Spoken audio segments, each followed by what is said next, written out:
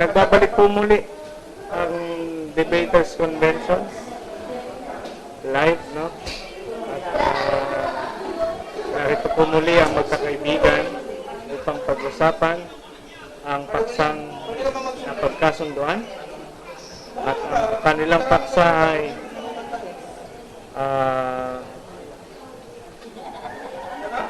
patutunayan ni Brother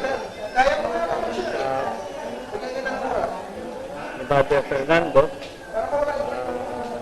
Bro, pakibanggit nga yung topic natin.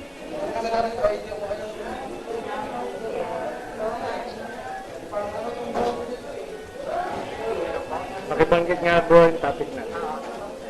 Ang Santos ay nananatili pa rin utos sa Kristiyano ayon sa Biblia at mga referensya. Okay. Pastor Shem, back to moderator. Kundi mayroon pang ibang utos maliban sa 10 utos. Kanya lamang namin napapag-usapan, mga kapatid, sapagkat ang espesipiko lamang na aming pag-iinugan ay ang 10 utos, kung ito'y nananatili pa sa panahong Kristiyano. At siyempre, ay ininigit ito ng atin pong kaibigan. Meron po akong mga 7 contentions na mabibitawan ngayon, at kung hindi man, ay sa mga ibang pagkakataon. Ang una ko pong contention, mga kapatid, na ang 10 utos ay nananatili pa rin utos sa panahong Kristiyano, ay ang pagpapatotoo mismo ng banal na kasulatan na ang 10 utos ay utos ng ating Panginoong Hesukristo. Katulad ng aking malimit gamitin itong Juan 8:58,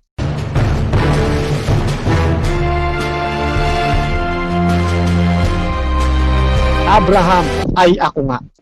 Ito pong terminong ako nga na ginagamit ng ating Panginoong Hesukristo, naniniwala po kaming mga Seventh-day Adventist na siya rin po yung nagpapakilalang ako nga sa Kapitulo 3, talatang 14 ng aklat ng Exodus.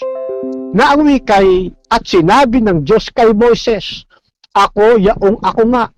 At kanyang sinabi, ganito ang sabihin mo sa mga anak ni Israel, sinugo ako sa iyo ni ako nga. At ito pong ako nga na nagsugo sa ating patriarkang si Moises, siya rin po ang nagbigay ng 10 utos sa bundok ng Sinai.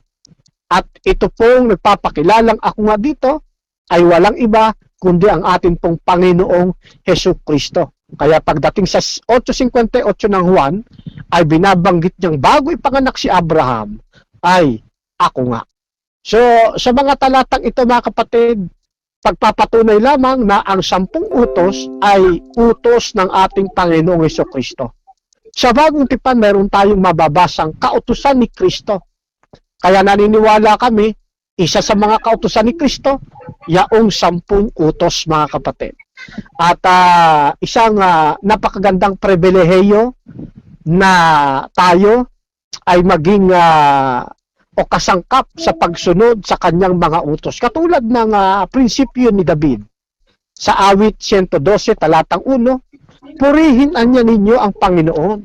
Mapalad ang tao na natatakot sa Panginoon, na naliligayahang mainam sa kanyang mga utos. Kaya po, para sa amin pong mga Seventh-day Adventist, ang pagsunod sa 10 utos ay hindi po kabigatan, kundi ito'y isang kaligayahan at pribilehiyo mula sa ating Panginoon. Hindi naniniwala kami na hindi tayo bibigyan ng utos ng Diyos para tayo ay pahirapan, kundi upang lalo tayong maging ganap sa harap ng ating kapwa-tao at sa harap ng ating Panginoong Diyos. Isang talata pa mula sa awit, Kapitulo 40, talatang 8, ang nagsasabing, aking kinalulugurang sundin ang iyong kalooban, O Diyos ko. Oo, ang iyong kautusan ay nasa loob ng aking puso. Sa mga talatang ito, mga kapatid, na atin itong binabasa, ay isang kaluguran na sundin ang kalooban ng ating Panginoong Diyos. At isa na nga rito ang 10 utos na atin itong itinitindig. Sa paglapit po natin kay Kristo, sapagkat sa'y kailangan natin bilang tagapagligtas, kapag tayo lumapit, at tayo naman ay kanyang tinanggap sapagkat siya'y mahabagin, sabi ng ating Panginoon sa 14:15 ng Juan, "If you love me, keep my commandments." Kaya kung ako inyong iniibig ang wika, tutuparin ninyo ang aking mga utos. Isa sa utos ng ating Panginoon, ng ating Panginoong Jesucristo, yung pong 10 utos sapagkat siya ang nagbigay sa bundok ng Sinai. Ano ho? And my second contention, mga kapatid, ng 10 utos ay nananatili pa ring utos sa Kristiyano ay ang pagpapatotoo na isa ito sa ipinapag-anyaya sa atin ng ating Panginoong Diyos na lumakad tayo sa kanyang daan. Sa Kapitulo 6, talatang 16 ng Jeremias, saling ang dating Biblia, ganito ang ating mababasa. Ganito ang sabi ng Panginoon, "Magsitayo kayo sa mga daan at magsitingin kayo at ipagtanong ninyo ang mga dating landas kung saan nandoon ang mabuting daan. At magsilakad kayo roon at kayo'y mga kakasumpong ng kapahingahan sa inyong mga kaluluwa." Ngunit kanilang sinabi, hindi kami magsisilakad doon. Gusto kong pansinin ninyo, mga kapatid, ang mga katagang binabanggit dito. Na tayo, na ang sabi ng ating Panginoon, magsitayo kayo anya sa mga daan. Hanapin ninyo, ipagtanong ninyo ang mga dating landas. Sapagkat doon anya, sa mga dating landas, nandoon ang mabuting daan. Sa banal na kasulatan, kapag pinag-uusapan ang daan ng ating Panginoon, lagi itong may kaakibat na pagsunod sa utos. Dito sa Kapitulo 8, talatang 6 ng Deuteronomy, ganito ang ating mababasa. "Kaya't tutuparin mo ang mga utos ng Panginoon mong Diyos, lumakad ka sa kanyang mga daan at matakot ka sa kanya." Ayaho, yun pong paghanap sa mabuting daan, may kaakibat po yan ng pagsunod o pagtupad sa mga utos ng Diyos. At naniniwala tayo, isa rito ang 10 utos ng ating Panginoong Hesukristo. Isa pang talata, dito sa Kapitulo 2, talatang 3 ng Isaiah, maraming tao ang darating at magsasabi, "Hali kayo, tayo'y umahon sa bundok ng Panginoon, sa bahay ng Diyos ni Jacob, upang turuan niya tayo ng kanyang mga daan, at tayo'y lumakad sa kanyang mga landas, sapagkat mula sa Sion ay lalabas ang tagubilin at ang salita ng Panginoong Diyos mula sa Jerusalem." Kaya nga kapag ang pinag-uusapan, daan ng ating Panginoon, na siyang mabuting daan, ay mayroong laging kaakibat na pagsunod sa mga utos ng ating Panginoong Diyos. At kabilang dito, ang 10 utos, mga kapatid. Ngayon, isa pang talata, Awit 37-34, "Hintayin mo ang Panginoon at ingatan mo ang kanyang daan at itataas kanya upang manahin ang lupain. Ang pagkawasak ng masama ay iyong pagmamasdan." So, ito pong daan ay pinag-aanyaya sa atin na kung saan ay kaakibat ang pagsunod sa ating Panginoon ay pinaiingatan po ng ating Panginoong Diyos. Dito sa SDC6, babalikan ko lamang po, kaya lang maraming magsasabi ang wika rito, hindi kami magsisilakad doon. Bagamat ipinagpaanyaya ng ating Panginoon na lumakad sa mabuting daan, maraming tao ayaw lumakad sa mabuting daan. Ayaw sumunod sa kanyang kalooban. Kaya saganang atin, isang karangalan, isang pribilehiyo na sundin ang kautusan ng ating pong Panginoong Diyos. Pangatlong kontensyon na aking gagamitin na ang utos ng Diyos na nanatili pa rin utos sa Kristiyano, ay maging ang grupo o pananampalataya ng Member of Church of God International Incorporated o ang dating daan ay hindi rin magkamayaw sa doktrina nilang ito, mga kapatid. Ang tinutukoy ko po ay ang pagiging inconsistent ng mga paraan ng pagsagot ng programa ang dating daan sa ilang mga tanong na inihahagi sa kanila, lalo na't may kinalaman sa 10 utos. Mapapansin ninyo, mga kapatid, kapag Roman Catholic Church member ang magtatanong tungkol sa Diyos-Diyosan, malimit nating makikita at napapanood na ang sagot ng ang dating daan ay bahagi ng 10 utos. Sinisipi ang Deuteronomy 5. Kung ang magtatanong ay membro ng Roman Catholic Church. Pero kapag Seventh-day Adventist member ang magtatanong, makikita ninyo, hindi nila gagamitin ang 10 utos. Pero ginagamit nila kapag hindi Adventist ang magtatanong. So dito mga kapatid, makikita natin na inconsistent. Bakit inconsistent? Kung hindi na pala umiiral ang 10 utos, inamyendahan na o pinalitan na. Bakit pag magtatanong ang Roman Catholic Church tungkol sa Diyos-Diyosan, ang isinasagot, Deuteronomy 5, ano ho? So dito ay inconsistent mga kapatid. Ano ho? So papaano ko ngayon pagkakatiwalaan at paano ko paniniwalaan ang ganitong grupo ng pananampalataya na magsasabi sa ating hindi na umiiral ang 10 Commandments kung sa kanila palamang grupo inconsistent na mga kapatid. Ano ho? Yan. Kaya nga dito palagay ko ay hindi ko alam kung paano hihilutin ito ng ating tong kaibigan na veteranong tagapagtanggol ng pananampalatayang ito. Ano ho? Ika-4 na contention mga kapatid na akin pong gagamitin na ang 10 utos ay nananatili pa ring utos sa Kristiyano ay ang pagpapatotoo ng banal na kasulatan na tungkulin natin ang sumunod dito. Dito sa aklat ng Ecclesiastes Kapitulo 12, talatang 13, ganito ang ating mababasa. Ito ang wakas ng bagay, lahat ay narinig, ikaw ay matakot sa Diyos.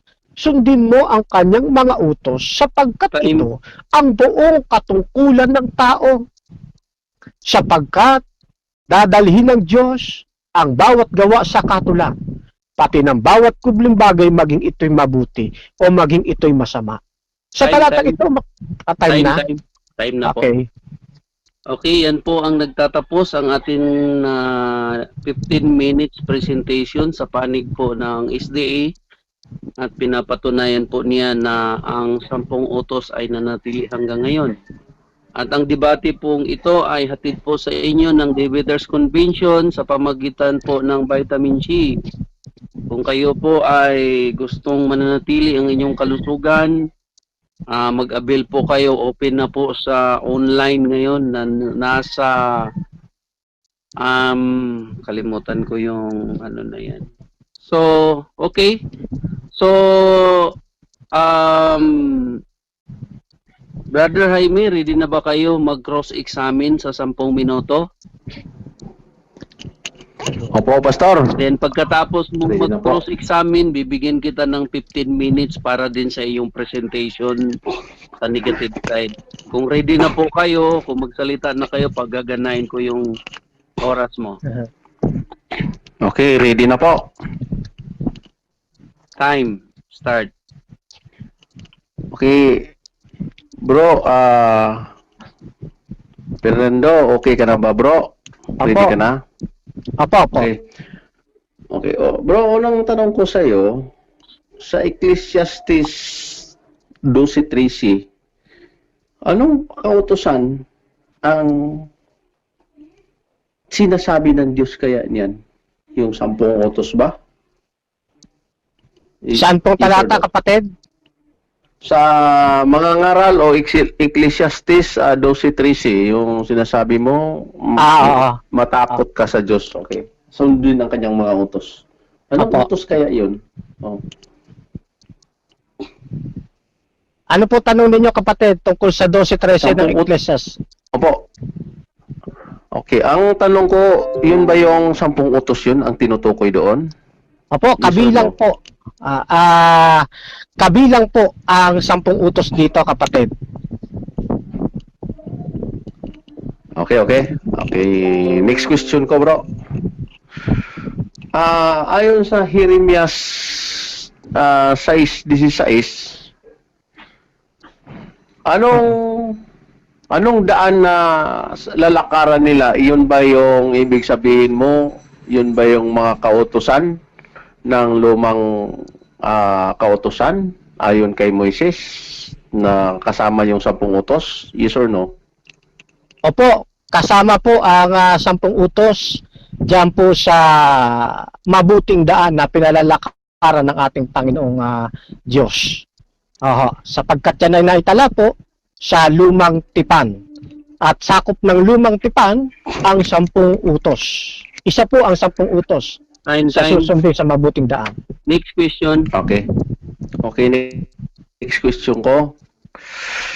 Kapag sinabi ba na 10 utos, meron pa bang hihigit pa or wala na? Binabanggit sa atin ng Biblia na ang kautusan walang kulang yan po sakdal. Ngayon kung meron pang hihigit, siguro pwedeng basahin natin sa presentation upang mapag-aralan natin pareho. Time. Yun po sagot Next natin. question. Okay, salamat. Okay. Okay, bro, sa ilan pa yung time ko? Mahaba ba no? So para 7 minutes para and naman na 15 seconds. 7 minutes. Okay. So para yung mga itinatanong ko sa kanya, ano lang naman 'yun? Clarification. So i-wave ko na yung time ko para hindi kami kasunod kong debate si Sis Maria para hindi maabutan kami ng mahaba. So okay na. Okay. Wave ko na yung time ko sa pagtatanong. Okay, 6 Okay minutes na. 59 Sige. seconds guaranteed Okay na, winning bro. niya. So, isiset ko yung time. Salamat, Bibigyan kita ng kapatid 15 minutes Jaime. presentation, no?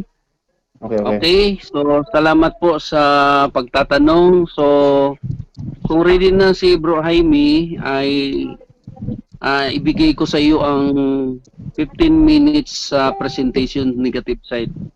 Kung ready na kayo, pagaganahin ko na yung oras. Sige po, ready na po ako, Pastor. Time start. Okay, magandang hapon po. Ako po uli si Jaime Sulaba ng MCGI. Okay, kung ang papatunayan ko ngayon, ang topic namin ngayon na nilalaban ko ay negative ako sa paksa na mananatili pa ang 10 utos. So, ito po, babasahin ko ito. Noong una, inaamindahan na ni Kristo ang 10 utos o 10 commandments. So, pangalawang punto ko, ang Diyos, kung mag-utos siya ay walang labis at kulang. No? So, nirevise na ni Kristo. Ayon sa sagot ng ating kapatid kanina na apologist ng SDA, hindi na daw magkukulang ang salita ng Diyos sa 10 utos. So basahin natin kasi ang Diyos kung mag-utos siya ay walang labis at kulang, no? So ni-revise na ni Kristo ang 10 utos. Basahin natin ang Mateo 5:21. Sinasabi niya, datapwat sinabi ko. Datapwat sinabi ko sa inyo. Tapos, tama na yon. Sabi bang ganun ni Kristo? Di. Bakit? Gumamit siya ng datapwat no? Ang datapwat at ngunit ay ginagamit kung nagbibigay ka ng panibagong idea other than what was previously mentioned by the Old Testament o by Moises. No? Datapwat sinabi ko. Kita ninyo? Sinabi ni Kristo, hindi kay Moises. So basahin natin ang Mateo 5:21. Basahin natin Mateo 5:21. Sabi niya, narinig ninyo na sinabi sa mga tao sa una, huwag kang papatay, at ang sinumang pumatay ay mapapasapanganib sa kahatulan. Sa 22, datapwat, sinabi ko sa inyo, sabi ni Kristo, na ang bawat mapuot sa kanyang kapatid ay mapasapanganib sa kahatulan.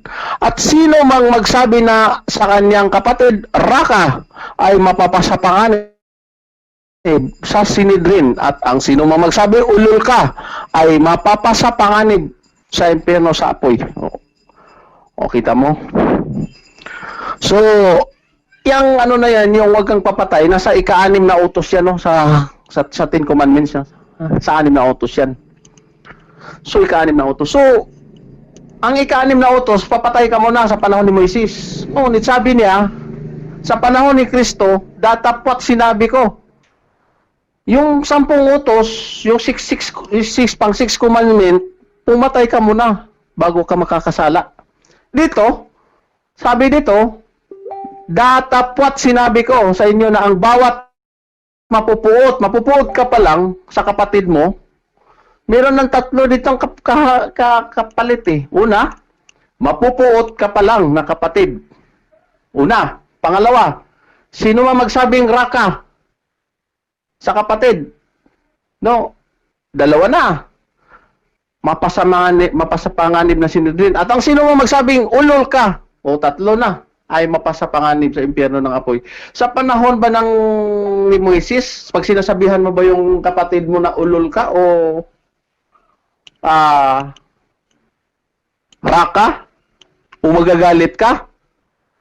Pagpatay na ba yun? Hindi. So, malinaw dito na pinalitan niya. Paano ka makapatay ngayon kung hindi ka na makaabot sa pagpatay? Dito pa lang, ito yung tinatawag na pangharang, pins niya ito. No? Ito na yung pangharang ni Kristo na hindi ka na makakaabot sa pagpatay. Bakit? Mapupuot ka pa lang sa kapatid mo, pumapatay ka na. No? Magsabi ka lang na raka, pumapatay ka na. Magsabi ka lang na ulol, pumapatay ka na. So, di ka na makaabot doon. So, pinalitan na niya. So, ano pa? Mateo 5:27. Basahin natin. Mateo 5:27. Sinasabi dito sa 27, narinig din yung sinabi, huwag kang mangangalunya. Sino nagsabi nito? Si Moises. Ngunit, datapwat na naman. Datapwat sinabi ko sa inyo na ang bawat tumingin sa isang babae na taglay ang masamang hangad ay nagkakasala na ng pangangalun niya sa kanyang puso. Kita mo, noong panahon ba ni Moises, tumingin ka lang, nangangalun niya ka na? Hindi. Dito, pinalitan niya, datapwat sinabi ko. O, hindi na sinabi ni Moises. Tumingin ka pa lang, nakakasama ka, nakano ka na. Ano pa? Ano pa yung utos sa mga babae? Para makakatulong siya ngayon para sa mga lalaking di magkasala. Basahin natin ang unang Timoteo 2:9. Ang sabi, gayon din naman na ang mga babae ay magsigayak ng mahinhing damit na may katimtiman at hinahon, hindi ng mahalagang hiyas na buhok at ginto o perlas. Damit na mahalaga, kundi siyang nararapat. So, madaling sa salita na ng mga babae, napakabanal. So, madaling salita ito, pag magsusuot ang babae ngayon sa panahon ng Kristiyano, para makasunod ang mga lalaki sa panahon ni Kristo, sa Mateo 5:28, para hindi makakasala na pangalon niya, magsusuot ang babae ng mahabang damit. Yung hindi nakikita yung puson, hindi nakikita yung maiksi yung damit na para makita na pag upo, makita yung panty. Yun ang utos niya ni Kristo.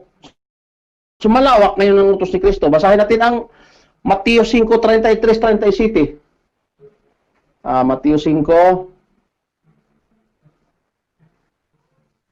Mateo 5:33-37. Mukhang kukulangin tayo.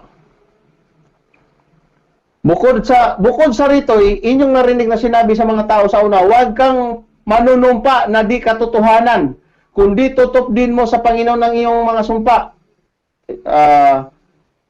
37. Datapwat sinabi ko sa inyo, may datapwat, huwag ninyong ipanumpa ang anuman kahit sa langit, sapagkat siya'y luklukan ng Diyos. Ito yung buko dito, sabi niya, huwag kang manunumpa. Ang sabi doon sa 10 utos, huwag kang manunumpa. Anong sabi ni Kristo? Datapot sinabi ko sa inyo, huwag ninyong ipanumpa anuman.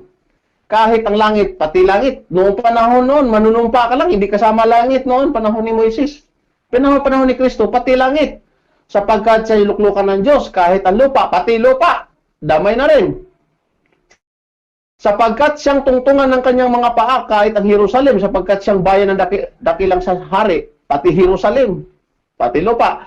Kahit man ang ulo mo ay huwag mong ipanumpa, pati ulo. Hindi lang ang Diyos ipanumpa mo, kung hindi yung pati ulo mo, lahat na, ang dami na, sapagkat hindi ka makagawa ng isang buhok na maputi o maitim. Sa 37, datapot ang magiging panalita ninyo, oo, ang dami na. Hindi. Oo, hindi. Sapagkat ang humigit pa rito ay buhat sa masama. So, kita ninyo. Noon, ang panahon ng panunumpa, huwag mong ipanumpa. Yun lang. Pero ito, ang papanumpa nito ngayon, ang dami na. Pati magsabi kang, oo, pati buhok mo. Pati lupa, pati langit. Kita mo. So, pinalitan. Dumami. No? So, basahin natin ang, pag sinasabi siya, oo, kung oo, hindi, pag sinasabi mo, ibig sabihin, hindi yung mapaimbabaw ka, mandaya ka sa salita. So, no? Basahin natin ang Marcos City Gis. Marcos City Gis. Sapagkat sinabi ni Moises, igalang mo ang iyong ama at ang iyong ina at ang iyong manungayaw sa ama o ina ay mamamatay siyang walang pagsala, no? Igalang iyong magulang. Ano dito sa ano ngayon? Ano ngayon sa sinasabi ni Kristo? Basahin natin ang Episo. Iyo pinalit ni Kristo, Episo 6:1. Ang sabi ni Kristo, mga anak, magsitalima kayo sa inyong mga magulang sa Panginoon. Kita mo? Hindi lang yung magulang mo, pati magulang sa Panginoon, sapagkat ito'y matuwid, no? Kita ninyo. So, ibig sabihin, hindi lang ang sa panahon ng magulang mo lang ang igagalang mo. Ito ngayon, ang mga anak, magsitalima kayo sa inyong magulang sa Panginoon. Kahit yung magulang sa Panginoon, halimbawa, meron kayong pastors ninyo, mga lahat ng mga matatanda sa iyo, igagalang mo na, no? Hindi kagaya ng 10 utos na ang igalang mo lang, yung magulang mo lang. So, lumawak ngayon. Basahin natin ang unang Pedro 2:17. Unang Pedro 2:17. Sinasabi rito, igalang ninyo ang lahat ng mga tao. Kita ninyo, ang dami na naman. Lahat ng tao igalang noon ba? Ang magulang mo lang igalang mo. Ngayon, igalang ninyo ang lahat ng mga tao. Ibigin ninyo ang pagkakapatiran. Mga takot kayo sa Diyos, igalang ninyo ang hari. Lahat, pati hari. Ang lawak ngayon, lahat ng tao igalang mo. Noon, magulang mo lang. E di, ang linaw, palit na.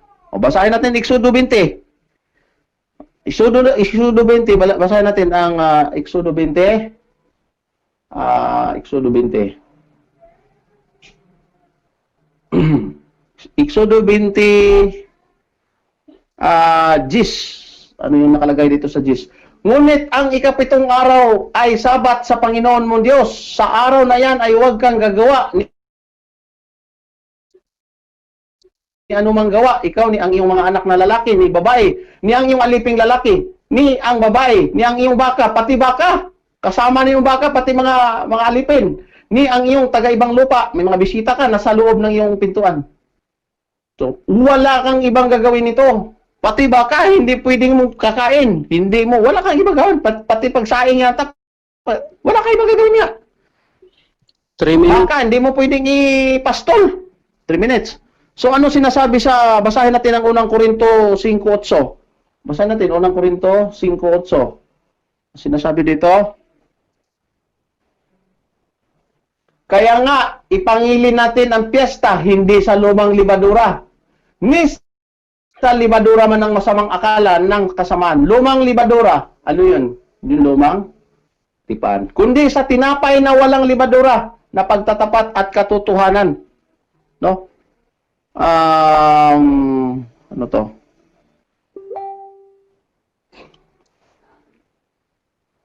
So, basahin natin ang Mateo 11:28-29. Mateo 11:28-29.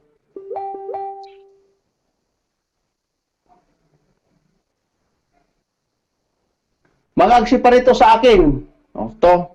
Mangagsipa rito sa akin kayong lahat ng nangagpapagal at mangagbibigatang lubha at kayo'y aking pagpapahingahin.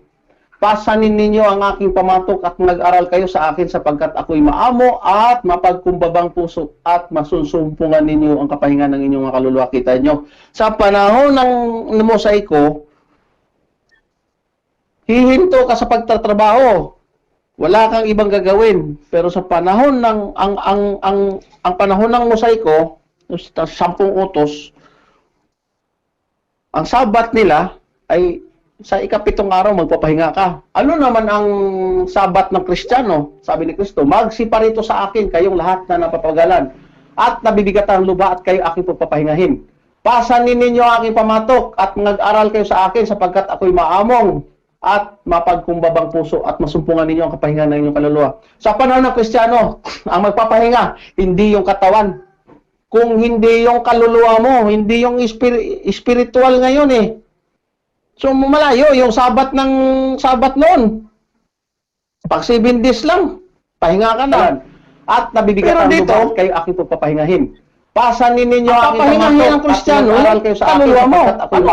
Ano bang ipapahinga sa iyo? Kumbabang puso at masumpungan ninyo ang kapahinga ng inyong kaluluwa. Ano ipapahinga sa iyo? Sa panahon ng Kristiyano, ang magpapahinga, hindi yung katawan ng Korinto 5:8. Kung hindi yung kaluluwa mo, hindi yung spiritual ngayon eh. Malayo yung sabat noon. Ni sa libadura man, pahinga ka na. Ang nabibigyan ng akala at kasamaan. Ibig sabihin, papahingahin ang Kristiyano, kaluluwa mo, pahinga ang Kristiyano, pang ipapahinga sa iyo. Time. At masumpungan ninyo ang kapahinga ng inyong kaluluwa. Pahinga sa iyo, panahon ng Kristiyano, Korinto 5:8, hindi yung katawan ng Korinto 5:8. Kung hindi yung kaluluwa mo, hindi yung spiritual ngayon, malayo yung sabat ng sabat noon. Ni sa libadura man, pahinga ka na. Ang nabibigyan ng akala at kasamaan. Ibig sabihin, papahingahin ang Kristiyano, kaluluwa mo, pahinga ang Kristiyano, pang ipapahinga sa iyo. At masumpungan ninyo ang kapahingan ng inyong kaluluwa. Pahinga sa iyo, panahon ng Kristiyano, Korinto 5:8, hindi yung katawan ng Korinto 5:8. Kung hindi yung kaluluwa mo, hindi yung spiritual ngayon, malayo yung sabat ng sabat noon. Ni sa libadura man, pahinga ka na. Ang nabibigyan ng akala at kasamaan. Ibig sabihin, papahingahin ang Kristiyano, kaluluwa mo, pahinga ang Kristiyano, pang ipapahinga sa iyo. Opo, ready na po. Okay, sige. Wait Ready na po. Ready ko lang. Ating ito ay malayo yung sabat ng Unahin ko na po yung Ni sa libadura man, pahinga ka na. So, Ang nabibigyan ng akala at kasamaan. Ibig sabihin, papahingahin ang Kristiyano, Magandang hapon po ulit, kapatid na Jaime. So, ito po yung aking opo, ready na po. Unang tanong. Sige. So doon sa binanggit po ninyo na ang 10 utos ay inamyendahan na. Saan po ninyo nabasa sa Biblia yung mga salitang inamyendahan na ang 10 utos? Okay, sasagot ako. Kung litra por litra, wala po tayong mababasa. Pero sa sinasabi ni Kristo at diwa sa sinabi niya, na gumamit siya ng datapwat. So, malinaw, pinalitan niya yung kautosan ni Moises, which is yung 10 utos. Salamat po. Okay, so sunod ko pong tanong. Nabanggit nyo rin po na inalis na ni Kristo ang 10 utos. Saan po ulit ninyo nabasa sa Biblia na inalis na ni Kristo ang 10 utos? Okay, lilinawin ko lang kung nagkakamali ako. Ito po baka nagkakamali lang ako sa pagsabi. Pinalitan o inamindahan. Yan po ang tamang ano. So, ayon sa mga, hindi ko lang natapos sa rebuttal ko matatapusin. So, malinaw po. Okay. Kung gusto niyo pong i-follow up yun po, pwede niyo pong ulitin.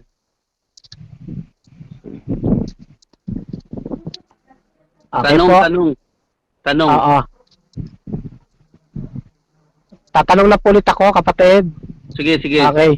So, Sige, bro. kapatid na Jaime, ang 10 utos po ba ay pinalitan ni Kristo o inalis ni Kristo ayon sa inyo?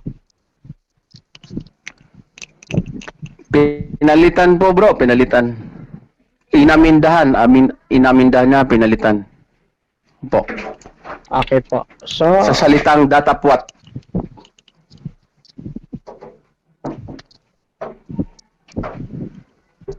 Question? okay po, next tatanong question. na po ulit ako. Okay. So, dito sa Mateo chapter 5 verse 22. Okay?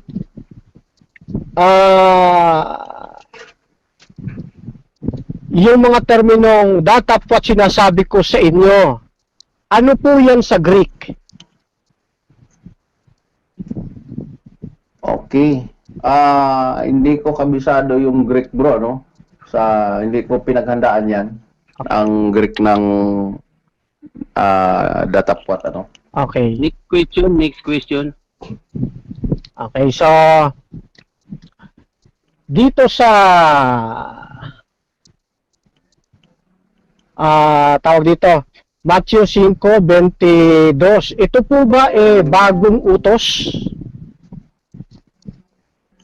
Yes. Okay.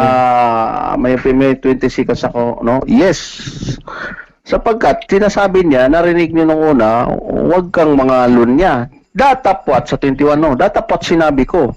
Ang lalaking tumingin, binago na niya. Hindi ka na makapangalun niya, hindi ka na makipag-sex sa kanya, sa babae, sapagkat nagkakasala ka na sa pagtingin pa lang ng mahalay. Yun ang sinasabi ni Kristo. So, pinalitan na po yun. Di ka na makabot doon.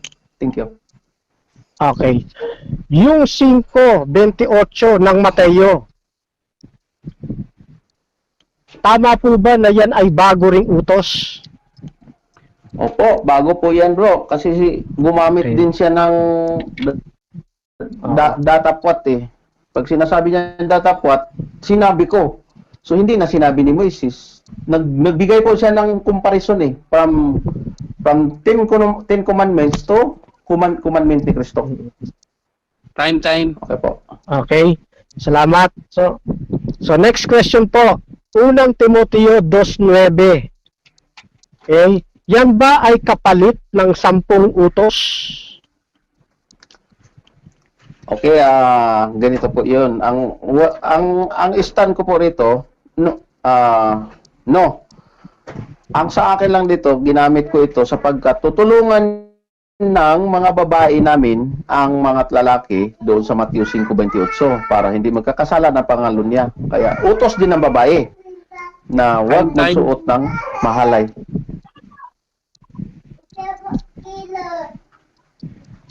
Okay, ulitin ko po yung tanong, ano?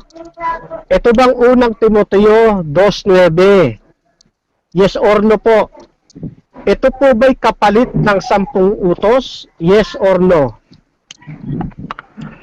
Okay. No. Sapagkat ginagamit ko lang ito bilang suporta doon sa Matthew 5:28. Para hindi magkakasala ng pangalulun niya ang mga lalaki, ay dapat ang mga babae magsuot din may utos din ng babae para hindi sila magkukos ng kasalanan sa mga lalaki na may mahalay na pagtingin sa babae. Time. Mateo 5:28 po ang pinalit. Okay po. Okay, next question po. Efeso 6:1. Binanggit niyo po ito, no? Efeso 6:1. ito po ba ay bagong utos o 10 utos din? O bahagi rin ito ng 10 utos? Ito po yung episode 6.1. Ang sinasabi dito, magsitalima kayo sa inyong mga magulang. Isa ito sa kasama sa pinalit ni Kristo sapagkat ang magulang sa Panginoon, iba yung magulang sa Panginoon at yung mga magulang. Time. No? Oo. Ang tanong ko po kapatid, yan bang 6.1 ng Epeso, bahagi po ba yan ng 10 utos o hindi? Okay, sige. Sige, sasagutin kita, no? Sige, itong episode 6.1, okay, ang supporting ko nito, episode 6.1, no, ay 1 Pedro 2:17. Ito, sige, ipalagay natin na kasama siya sa 10 utos nito, no? Sa episode 6.1. Ngunit, sa 1 Pedro 2:17, pinalawak po niya yon na hindi lang sa mga magulang.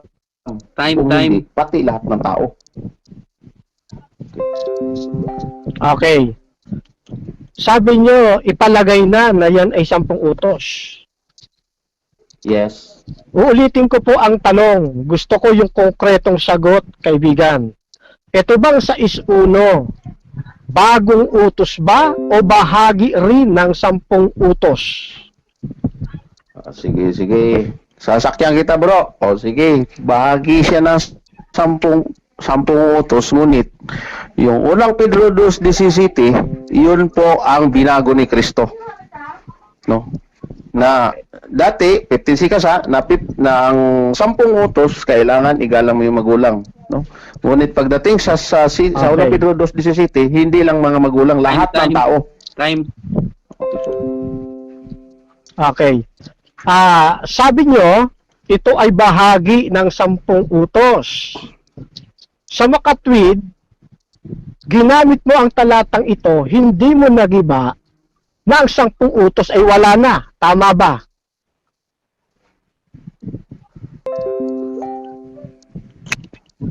Wala na. Ginamit ko lang yan para mag-justify natin na ang 1 Pedro 2:17 ay yan ang pinalit ni Kristo. Okay. Tanong uli. Payag ka ba ayon sa 6.1 ng Epeso, ang 10 utos ay umiiral pa sa panahong yan?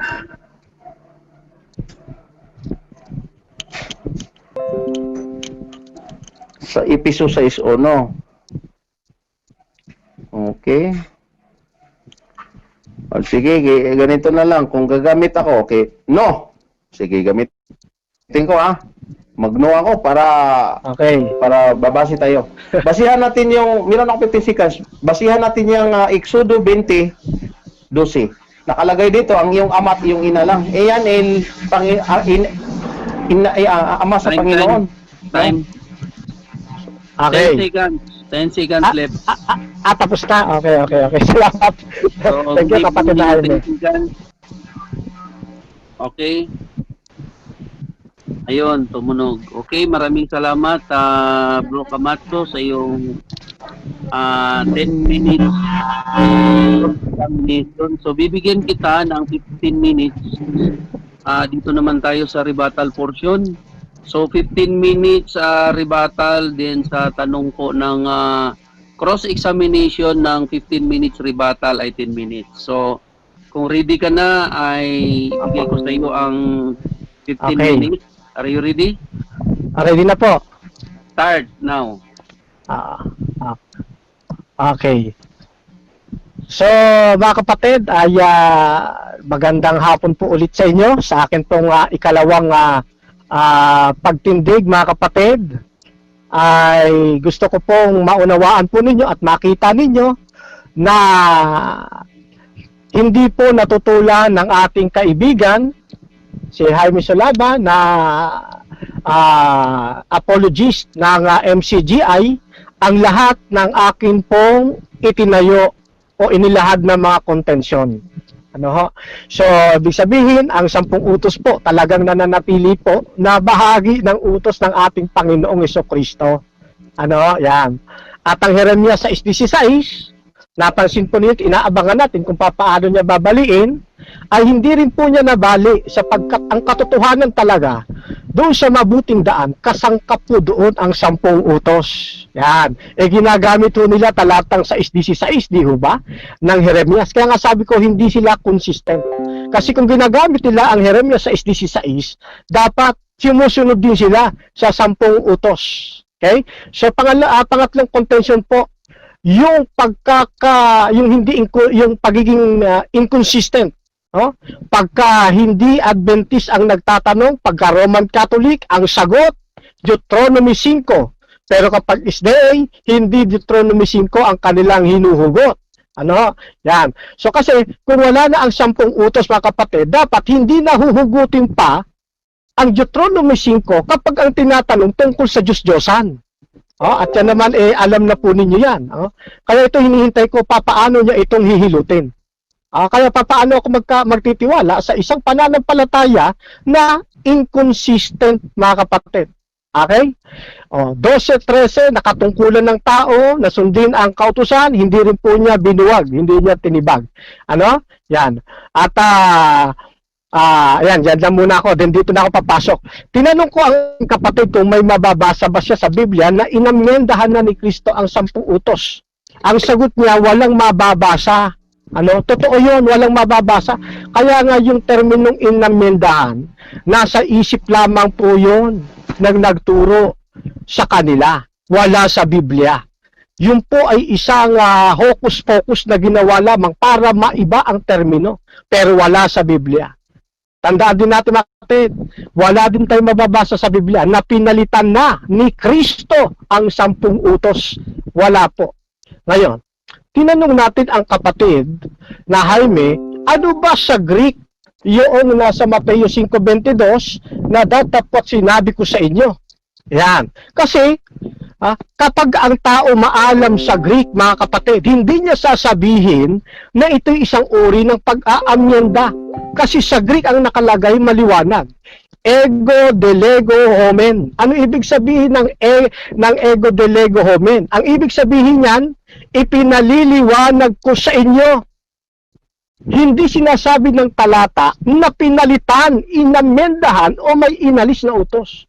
Kundi ipinaliliwanag niya yung narinig nilang utos nung una, mga kapatid. Kaya walang pag-aalis dito. Yan. Tatanong ko nga sana kung alam niya yung Greek, meron sana akong kasunod na tanong na kung mababasa ba sa talatang ito yung mga terminong ekete akose, ote etoteke istos anthropos, esten paleia entole. Kasi wala rin mababasa. Ano ibig sabihin nun? Ito na yung pinalitan ang utos. Ito na yung pag-i-inject na binabago ng utos, pero wala tayong mababasang ganyan. Sa Greek, kundi ang nakalagay, napakaliwanag, ego delego homen, na ang literal translation, ipinaliliwanag ko sa inyo. Kaya hindi po yung pagbabago ng utos, mga kapatid. So, maliwanag po yan. Dito nga, sa Isaiah 42 verse 21, ang nakalagay po rito, the Lord as will please for His righteousness, sake He will magnify the law. Talagang ipapaliwanag ng ating Panginoon ng kautusan doon sa mga taong hindi nila nauunawaan yung lawak ng kautusan. Kasi ang kautusan ng ating Panginoon, masyadong malawak yan, mga kapatid. Dito sa Common English Bible, the Lord desire for the sake of His righteousness to expand and glorify the instruction. So dito, mga kapatid, ipinapaliwanag lang ng ating Panginoon. Kaya nga ginamit sa Greek ego delego omen, para ipakita na minamagnify ng ating Panginoon. Ipinapakita niya yung lawak ng kautusan, hindi bilang pag-aalis. Kaya maliunawa dito, mga kapatid, ng MCGI. Okay? At ganito rin siyempre yung yung kasunod na talata, yung 27, 25, hindi rin po pag-aalis yan. Pagmamagnify din po ng luyan Kaya wala pong inaalis dyan na utos. Yan. Ano ba nakalagay doon sa 5:27? Narinig niyo sinabi, huwag kang mangangalo niya. Datapot sinabi ko sa inyo na bawat tumisis ang babae taglay mo sa mahangad, nagkakasalanan ng pangangalo niya. Hindi na ito bago, mga kapatid. Lumang utos na ito. Kaya nang tanongin natin, sabi niya, bago. Di po, lumang utos na po yan. Bilang 15:39, ganito sabi. At sa inyo'y magiging isang tirintas upang inyong mamasdan at inyong maalala ang lahat ng mga utos ng Panginoon at inyong tuparin at upang huwag kayong sumunod sa inyong sariling puso at sa inyong sariling mata na siya ninyong ipinang-aapid. Pareho yan, mga kapatid. Dati ng utos yan, mga kapatid. Ngayon, ihintayin ko na tutulan ng ating kaibigan itong 15:39 ng bilang. Kasi may kasunod akong tanong dyan. Hindi ko muna ilalapat ngayon. Pinapakita ko lamang na hindi bagong utos ang 5:28. Yan ay isa lamang pagmamagnify, pagpapalawak, pag-e-expand. Pinapaliwanag lang ng ating Panginoong Diyos. Yan. Kasama rin dyan, mga kapatid, no? Yung 5:33, ganun din. Na ang wika sa 34, datapot sinasabi ko sa inyo, huwag niyo ipanumpa ang anuman kahit langit sapagkat siyang luklukan ng Diyos. Matagal ng utos ito. Buhat pa ito sa lumang tipan. Hindi po yan bago. Bilang 30 talatang 2 ang wika. Kung kayo'y namanata o nangako kayawi, huwag niyo sisirain, kailangan tupdin ninyo ang bawat sumpang binitawan. Matagal na yung utos. Kaya nga sabi ng ating Panginoon, minamagnify lang niya, ipinapaliwanag niya yung dating utos sa mas malawak na kahulugan. Kaya walang pagbabagong utos dyan. Kahit saan kang tumingin dyan, yung mga termino, dapat sinasabi ko sa inyo, ang ibig lang sabihin dyan, ipinapaliwanag ko sa inyo. Okay? Ngayon, next. Itong unang Timoteo 2:9. Tinanong natin, ito ba ay kapalit ng 10 utos? Sagot po niya, hindi. Bakit niya ginamit? Di pala ito kapalit ng 10 utos. Ngayon, lumalaban ba ito sa amin? Hindi po, mga kapatid. Ito yung sinasabi ko, maraming utos sa bagong tipan na umiiral. At hindi namin tinututulan ng talatang ito. Dapat mag-focus lamang, mga kapatid na Jaime, sa 10 utos. Hindi sa labas ng utos ng 10 utos. Wala kami tutol dyan, no problem sa amin yan. Yan tungkol sa mga hiyas na yan. Kaya hindi po yan pantibag sa amin. Yan nga ay doktrina namin yan, mga kapatid. Ngayon, etong Efeso 6:1, ginamit niya ito, mga kapatid, kanina, sabi niya, tinanong natin kung bahagi ba ito o hindi ng 10 utos. Una, alanganin po siya kung napansin ninyong sagutin. Sabi niya, ipagpalagay na raw natin. Mahirap ipagkatiwala ang pananampalataya sa ganitong sagot. Ibig sabihin to, hindi ka sigurado.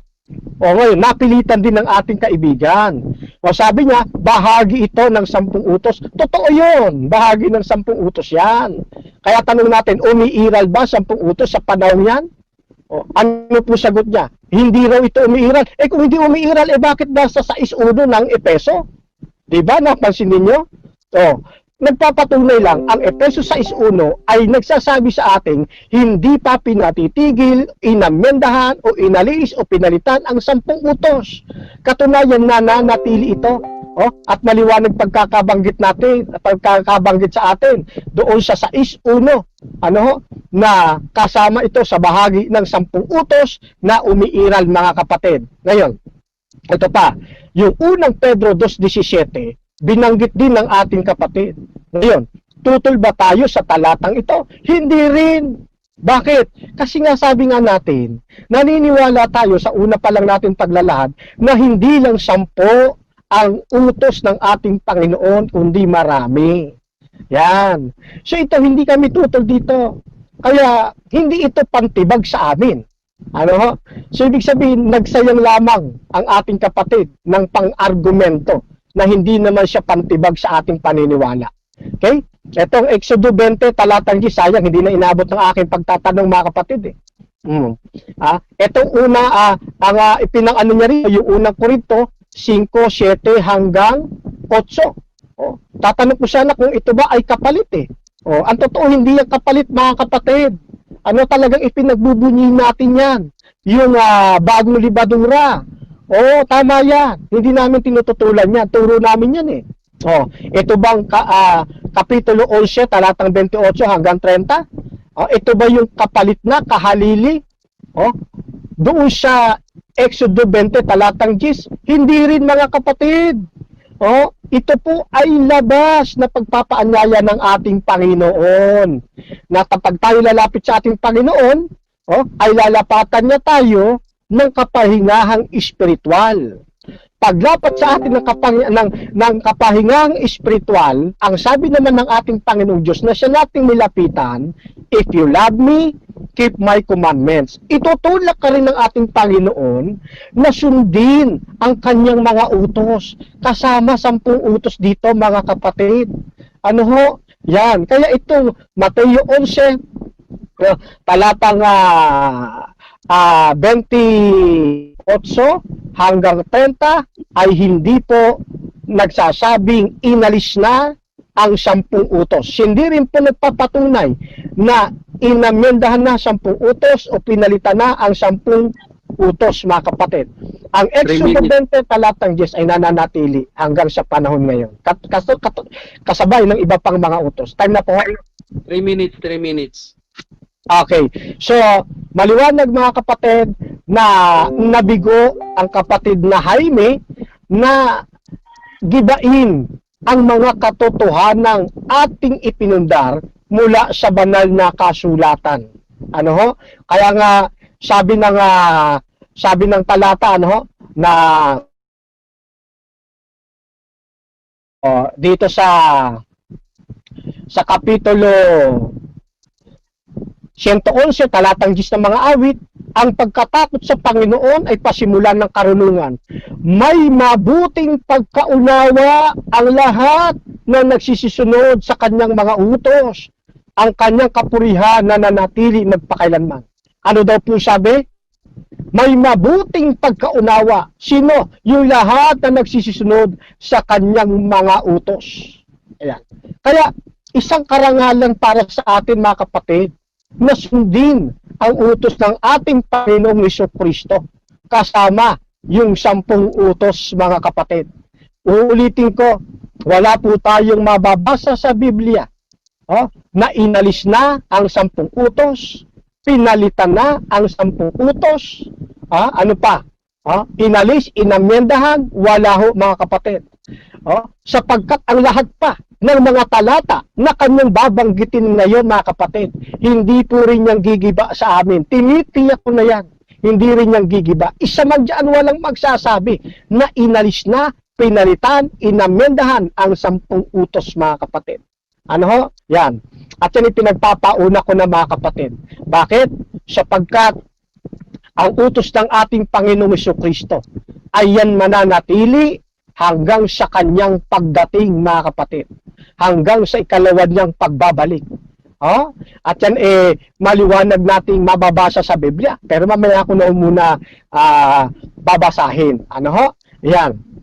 So, kaya dito mga kapatid, nakikita na natin kung sino ang nagsasabi ng katotohanan na sumasandig sa mga aral po ng banal na kasulatan. Hindi nagiba, hindi natibag, o hindi man lang gumalaw ang pundasyon na atin pong itinayo mga kapatid. Mana pa, nakita natin na nagkakontra-kontra ang kanya pong mga sagot, ang kanyang mga pahayag. Kanina, ipinapalagay lang, ngayon bahagi na. Isa pa, lack of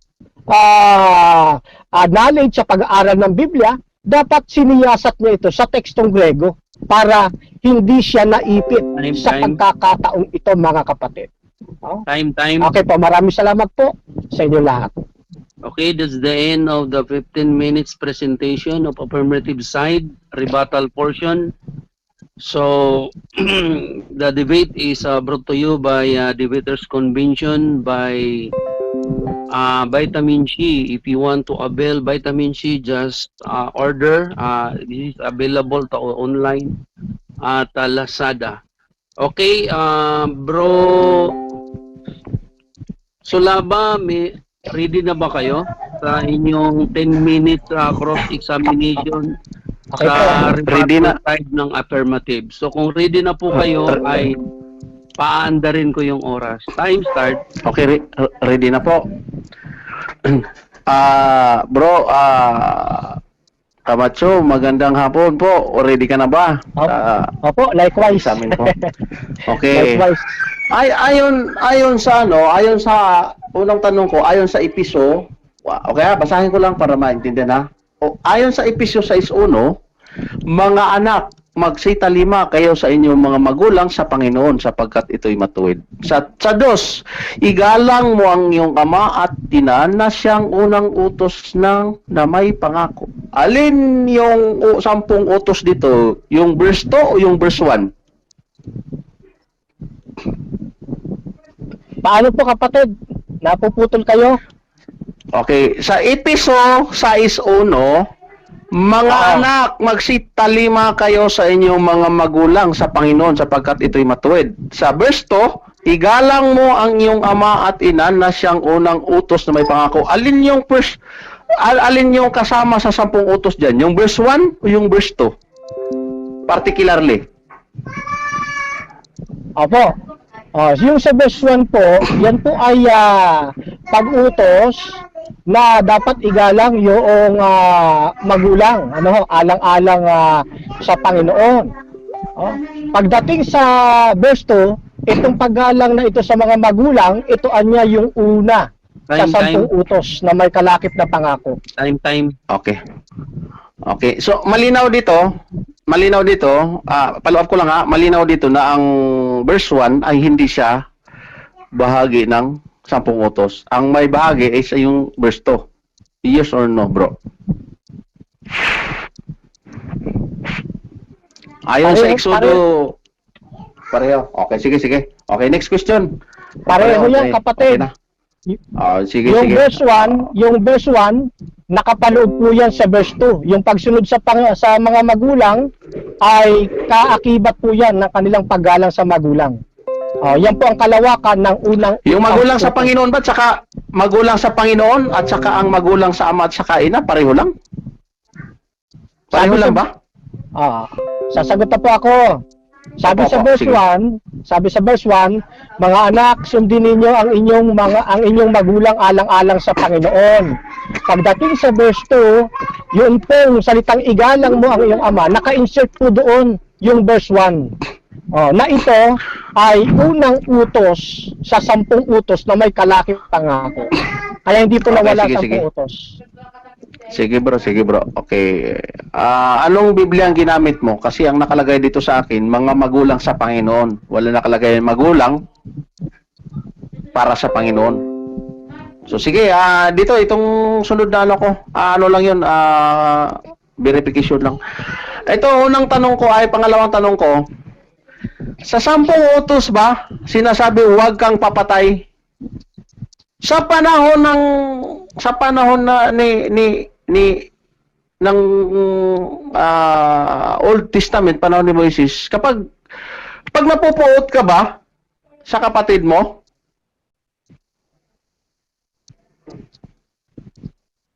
Hello. Pagpatay na ba 'yon? Bro, ayon sa tanong ko, sa 10 utos huwag kang papatay. Ngunit sinabi ni Kristo, ang mapupuot. Kapag napupuot ba, saglit lang. So, ito yung tanong ko. Sa panahon ba ng Israelita, pag napupuot ka doon, nagkakasala ka ba ng pagpatay? Yes or no? Opo, kakasala. Di ba ipinaliwanag ng ating Panginoong Jesucristo yung lawak ng kautusan sa Mateo Kapitulo 5? Ayun po, kabilang po yun sa 10 utos, kapatid. Ipinaliliwanag niya lang po pagpapalawak ng kautusan. Okay po. Saan mo mababasa sa Old Testament na may pinatay doon, na may nagkakasala doon ng pagpatay sa napupuot lang?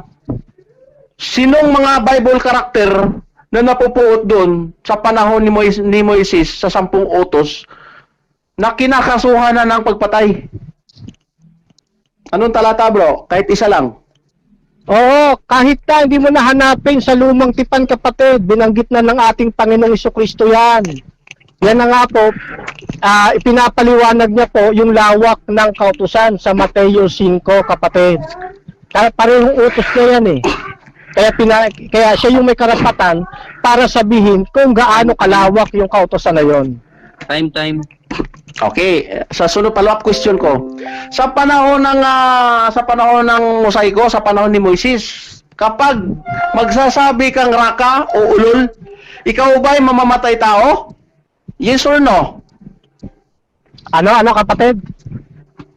Sa panahon ni Moises, Pasensya ka na. sa 10 utos, sa 10 utos, sa panahon ni Moises ba, kapag ang mga Israelita magsasabing raka o ulol o napupuot sila, yun ba ay nagkakasala na ng pagpatay?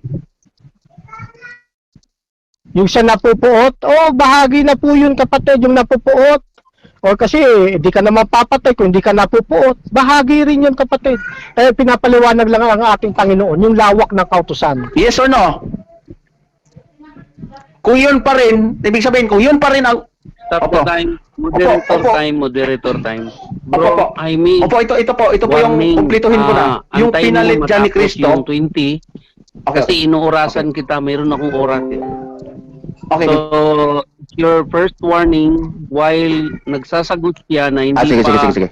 tapos yung 20 seconds, Okay. so pag sunod na bro Jaime, babawasan na kita ng time. Malinaw ba? Okay, thank you. Okay. Salamat, Pastor. Okay, ulitin ko lang yung tanong, bro, ha? Ulitin ko lang yung tanong para kumpleto.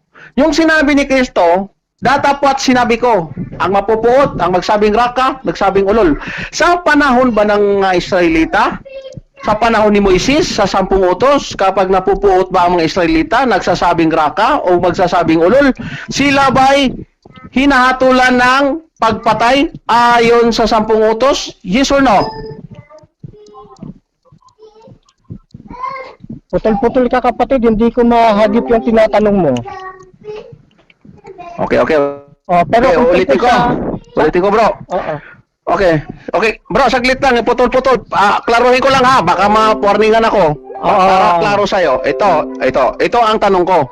Sa panahon na sinabi ni Cristo, datapwat sinabi ko, no, wag kang, ang napupuot, no, yung panahon ng panahon ng mosaiko o Moises, panahon noon, mga Israelita, kapag napupuot ba, nagsasabing raka o nagsasabing ulol ng mga Israelita sa kapwa Israelita, kakasuhan ka ba o ng pagpatay ayon sa 10 utos sa kautusan ni Moises? Yes or no? Opo, nasa lumang tipan na yan, kapatid. Yung pagkapuot, nasa lumang tipan na po yan. Pati yung pagkakasabi ng ulul ka, nasa lumang tipan na po yan, kaya nga hindi po yan bago eh. Kaya dyan, inilalabas lang ng ating Panginoon Jesucristo na ipinaliliwanag niya yung lawak ng kautusan. Time. Lahat po yan nasa lumang tipan na. Time. Okay.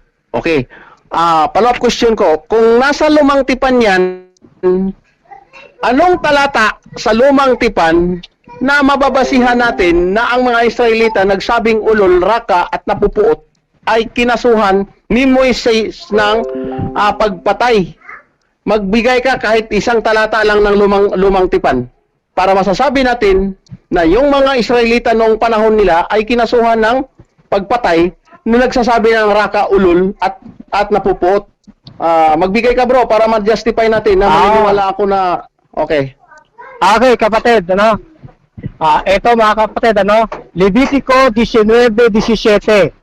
Huwag ninyong kapuotan ang inyong kapatid sa inyong puso. So, kaya nga sabi ko, batas na po yan eh. Yung pagkapuot, pati yung pagsasabi ng ulol, masama na yan sa lumang tipan pa eh. Kaya dito sa Mateo 5, Time. Okay. Next question ko. Kapag sinasabi bang ulol doon, yun ba yung binigay mong talata? Kinasuhan ba sila doon ng pagpatay? Yun po ang ano ko yun pa ang hinahanap ko sa iyo kung meron bang kinasuhan at hinatulan ng pagpatay dahil nagsabing ulol, raka o puot. Yun po nga, di kasi masyadong marinig, umuulan dito sa amin, malakas ano. Yun pong kasi nga pagkapuot, ang point ko dyan, batas na sa lumang tipan yan. Umiiral na sa lumang tipan. Pati yung pag-ulol, yung salitang ulol ka, masama na yun sa kanila. Ngayon, yung tungkol sa hatol, po yun sa 10 utos. Okay. Next question ko, bro. Sa panahon ng Kristiyano, pag tumingin ka pa lang, sabi ni Kristo, dapat sinabi ko ang tumingin ng mahalay. Sa panahon ba ni Moises, meron bang kinasuhan ng pangangalon niya na tumingin lang ng mahalay? Kung yan pa rin ang utos ni Kristo ayon sa sinasabi mo na hindi pinalitan ni Kristo. Kung meron man na talata na noong panahon ni Moises, nagsasalita sila na tumitingin sila ng mahalay sa babae. Okay? Time. Bigyan Okay. ko Sige. ang... Time na? Bigyan. Sasagutin. Time ka na, pero kailangan sagutin ng affirmative side kasi pumasok Sige, siya sige. sa Salamat. oras. Okay? Sasagutin ko po. Sige. Go. Okay. Oo. So, yun po tinatanong sa atin sa Matthew 5:27, 28. Yan po ay binasa na natin kanina sa bilang 15:39. Na yung matay pinang-aapid rin talaga sa panahon nila. Kaya ito pong 5:28, hindi po ito bagong utos, kundi pagpapaliwanag lamang sa lawak ng kautusan ng ating Panginoong Jesucristo. Hindi po ito pag-aalis ng kautusan. Salamat. Okay, maraming salamat Bro Jaime Sulaba sa iyong 10 minutong cross-examination.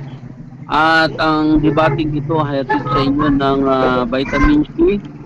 At sa pamagitan po ng Debaters Convention, handog sa inyo ang debating ito sa hapon pong ito. At available po ang Vitamin C kung gusto niyo pong mag-boost o lumakas ang inyong immune system, at available po sa Lazada. Yun po yung hindi ko ma-mention kanina.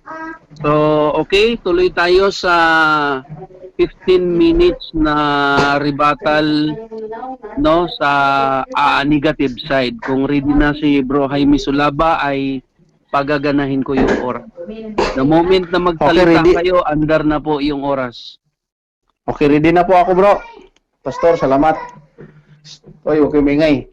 Okay, ayon sa ako marami sana ako itatanong lahat ng mga sinabi ni Kristo itatanong ko sana doon kung sa panahon ng mosaiko, panahon ng mga Israelita, may kaso na ba sila ng ganun? So wala ka mababasa eh.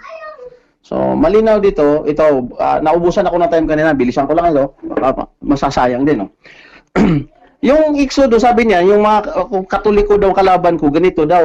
O ito, basahin natin. Exodo 23, huwag kang magkaroon ng ibang Diyos sa harap ko. No, anong katumbas dito sa Episo 5:5? Sabi nita, sapagkat talastas ninyo lubos na sinumang makikipapid o mahalay o masakim na isang mapagsamba sa mga Diyos-Diyosan. Kita nyo? Sa panahon ng Kristiyano, malawak po yung tinatawag na pagsamba na Diyos-Diyosan. Sakim ka nung araw, di na sasabihin na Diyos-Diyosan yun no? Basahin natin yung Kolosas 3:5 para mas malinaw. Kolosas 3:5. Sabi dito, patayin nga ninyo ang inyong mga sangkap ng katawan na nasa ibabaw ng lupa. Pakikiapid, karumihan, masamang pita, masamang nasa at kasakiman na iyay pagsamba sa mga Diyos-Diyosan. Ano daw? Ang sinasabing pakikiapid, karumihan, masamang pita, masamang nasa, kasakiman, yan ang pagsamba sa Diyos-Diyosan. So, sa panahon ng Old Testament ba, sa 10 Commandments, mayroon ba ito? Wala. Kaya nga sinasabi ko, pinalitan ni Kristo. Pag pinalitan na, iba na.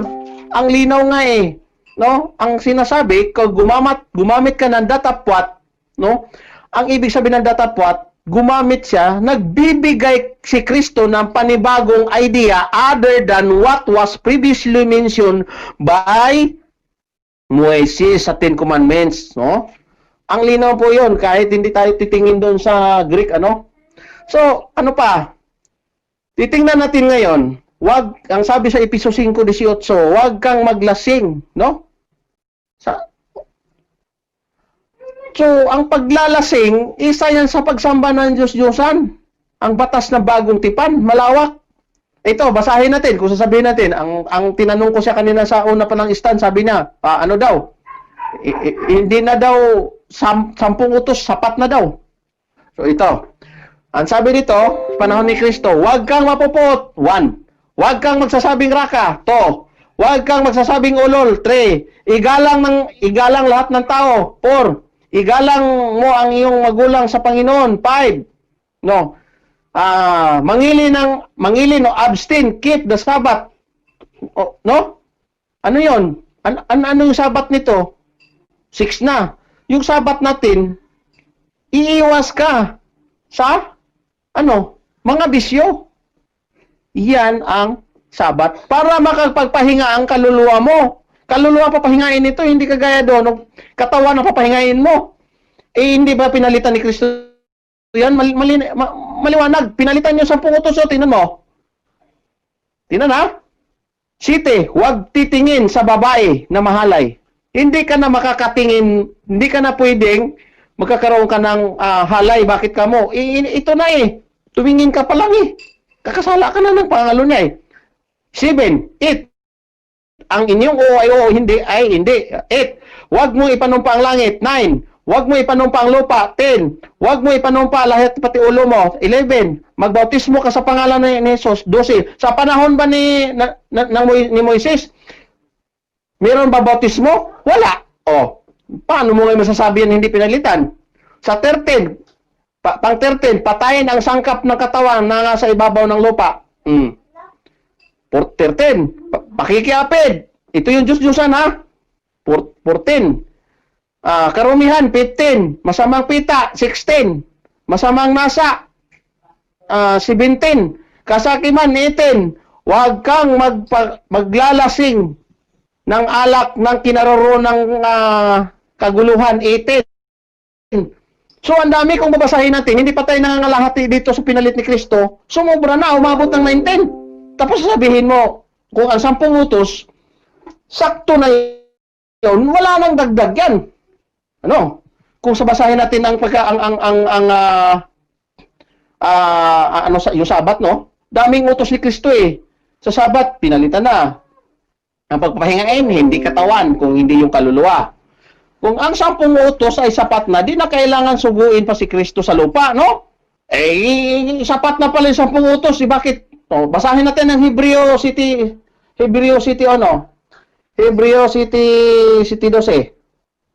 Okay. Ano sinasabi rito? Sapagkat ng palitan ang pagkasaserdote ay kinakailangang palitan naman ng kautusan. Anong kautusan ito? Anong kautusan? Tuloy tayo sa 16, baka maubusan. Na ginawa hindi ayon sa kautusan ng utos na ukol sa laman. Ano yung kautusan ng ukol sa laman? Kay Moises to, malinaw to. Kundi sa ayon sa kapangyarihan sa buhay na walang katapusan. Tuloy natin sa 19, baka maubos. Sapagkat ang kautusan ay walang anumang pinasakdal. Sino? Kautusan ni Moises. Kaya nga nagsugo siya kautusan ni Moises. Maghain ka ng yung mga dugo ng mga hayop, napasakdal ba doon? Hindi. Kaya nga sinugo niya yung anak niya Pinalitan Pinalitan yung dugo. Dugo ng hayop na dugo ni Kristo. At may pagpasok ng isang pag-asang lalong magaling sa mga pamamagitan nito ay nagsisilapit tayo sa Diyos. Tatuloy natin sa 22. Ay gayon din naman si Jesus ay naging tagapanagot sa lalong mabuting tipan. Ano yung tipan na yan? Tipan ba ni Moises yan? Tipan ba ng Diyos sa panahon ni Moises? No. Basahin natin Hebreo 19:15. Hebreo 19:15.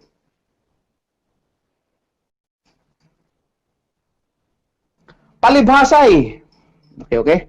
Palibhasay palatuntunan lamang na ukol sa laman. Ito na yung palatuntunan na laman na iniatang hanggang sa panahon ng pagbabago. Ano?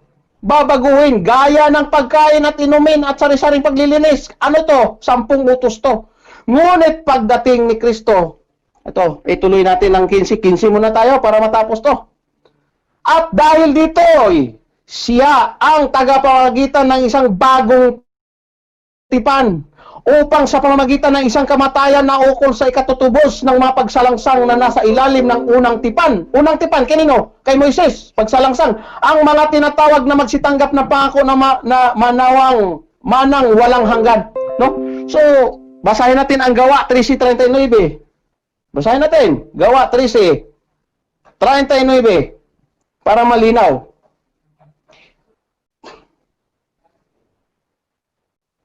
Sinasabi rito, at sa pamamagitan niya, ang bawat nananampalataya ay inaaring ganap sa lahat ng mga bagay. Kanino? Kay Kristo. Sa kautusan ni Kristo. Nasa mga ito'y hindi kayo, alin? Ito'y. Alin yung mga ito'y? Sa 10 utos. Ito'y hindi kayo aring ganap sa pamamagitan ng kautusan ni Moises. Ang linaw nito'y. Ngayon, bakit ka pa babalik doon sa 10 utos? Ang linaw dito. Nasa mga ito'y hindi kayo aariing ganap sa pamamagitan ng kautusan ni Moises. Ang linaw nito. Oh, hindi na. Basahin natin Roma 3:20. Roma 3. Ang linaw nito. Ano ba kautusan ni Moises? 10 utos. Meron pa bang iba doon? Basahin natin ang Roma 3. Roma 3. 27-28. Ang sinasabi rito, kaya nga, saan naroon ang pagmamapuri? Ito'y inihiwalay na sa pamamagitan ng anong kautusan? Ng mga gawa. Ay, yung kautusan ni Moises, kautusan ng mga gawa yun. Hindi. Kundi sa pamamagitan ng kautusan ng pananampalataya. Ano yung kautusan ni Kristo? Kautusan ng pananampalataya. Ito yung bagong tipan ni Kristo, kautusan ng pananampalataya. No? Kaya nga, pananampalataya, tumitingin ka pa lang, magkakasala ka na pangangalon niya eh. Sa panahon ni Moises, mangalon niya ka muna, pumatay ka muna, dito magsabi ka na ng raka. Nagkakasala ka na, magsabi ka ng ulol, mapupuot ka. Eh, sa panahon ba ni Moises, tinatanong natin, mayroon ba na pinatay doon? Dahil nagkakasala siya ng ano? Wala, basahin natin ang 28. Kaya nga, maipasisya natin na ang tao ay inaaring ganap sa pananampalataya na hiwalay sa mga gawa ng kautusan. Kita mo, hihiwalay ka sa kautusan. Ano kautusan? Kautusan ni Moises. Kaya nga maipasisya natin na ang tao ay inaaring ganap sa pananampalataya kanino kay Kristo na hiwalay sa mga gawa ng kautusan. Anong gawa ng kautusan? Kautusan ng mga gawa. Kautusan ni Moises, bagay yung 10 utos. Malinaw. Malinaw pa sa sikat ng araw. Galacia 2:16. Basahin natin yung Galacia 2:16. Bagamat naalaman na ang tao ay hindi inaaring ganap sa mga gawang ayon sa kautusan. Anong kautusan? Ni Moises, hindi ka aaring ganap. Maliban na sa pamamagitan ng pananampalataya. Kanino? Kay Kristo. Ano yon? Kay Kristo, kay Hesus Kristo, tayo rin ay nagsisimpalataya kay Kristo Jesus upang tayo aaring ganap sa pamagitan ng pananampalataya kay Kristo. At hindi dahil sa mga gawang ayon sa kautusan. Anong kautusan? Kautusan ng mga gawa ni Moises. Sapagkat sa mga gawang ayon sa kautusan ay hindi aaring ganap ang sinumang laman. Kita mo? Sino mang laman, hindi ka na aaring ganap. Bakit pupunta ka pa sa 10 utos ka pa doon? Hindi ka na nga aaring ganap. Ariing ganap ang sinumang laman. Sino mang laman, kahit sinong tao, hindi ka ariing ng ganap nun. Basahin natin Hebreo 10:16. Hebreo 10:16. Ito ang tipang gagawin ko sa kanila pagkatapos ng mga araw na yaon. Alin? Yung kautusan ni Moises, panahon ni Moises. Sabi ng Panginoon, ilalagay ko sa aking mga kautusan sa kanilang puso at isusulat ko rin naman sa kanilang pag-iisip. Kita nyo? No?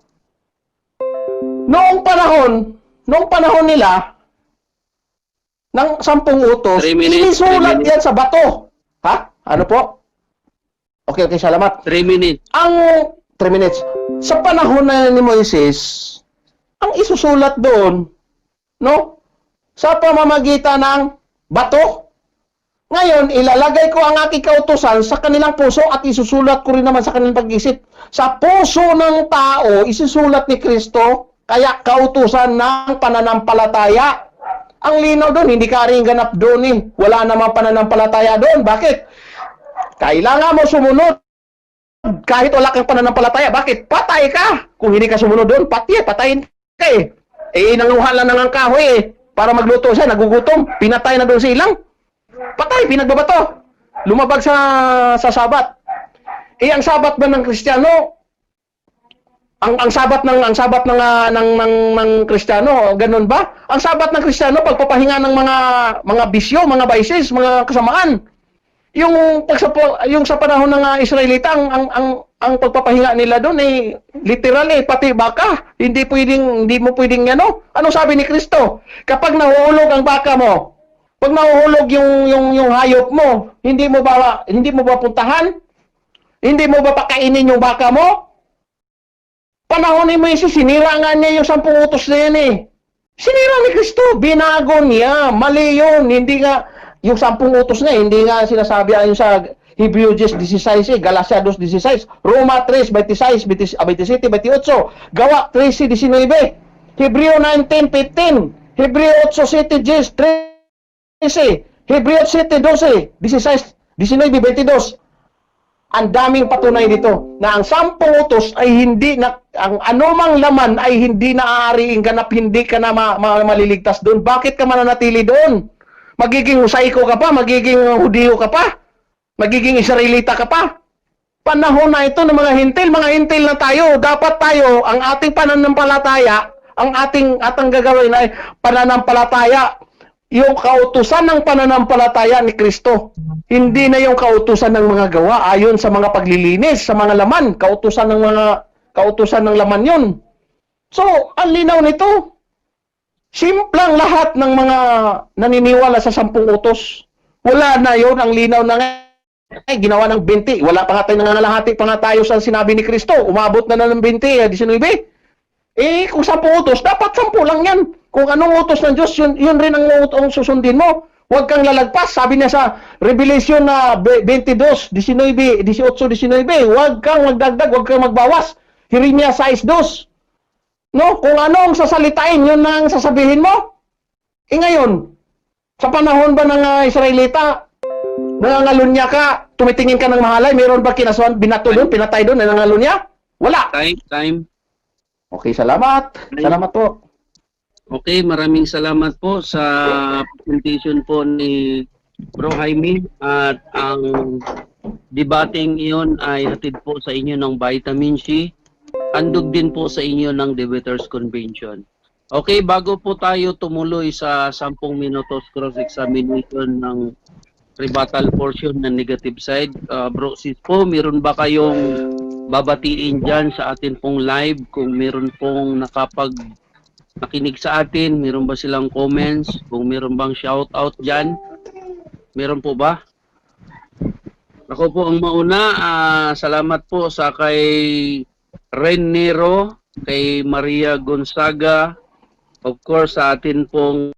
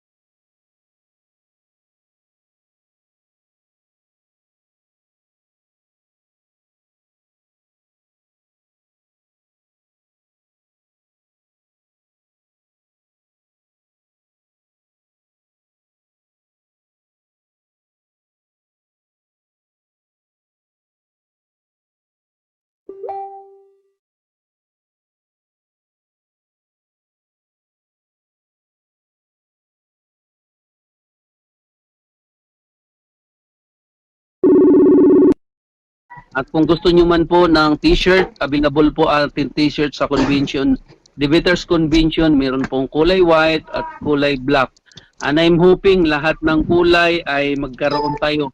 At mag-order po ako ng kulay tangerine. So, hindi na po natin patatagalin kung ready na po si Bro. Wait lang sana yung oras ko. Okay, kung ready na po sana ba yung oras ko? Nawala na. Fernando Camacho po. May nag-uusap? Ready na po ba si Fernando Camacho sa 10 cross-examination sa rebuttal na 15 minutes kay Sulaba? Parang may maingay po, Mr. Moderator. Okay, Bro Sis po, Okay. mute yung ano nyo dyan. Naririnig po yung ingay ng church. Okay, wala Church na. pala. So, paalala po sa lahat po ng mga nakasubaybay, lalo na dito sa ating pong GC, paki-mute lang po. Ang magbubukas lang po ng mic, ang moderator at of course ang ating dalawang debater. Kung ready na po ang affirmative side, pag nag-umpisa na magsalita, gagana na po yung oras. Oo. Magtatanong na po ako, kapatid. Start po, start. Sige bro. Okay. So, una ko pong tanong, kapatid, clarification, kasi hindi ko narinig kanina.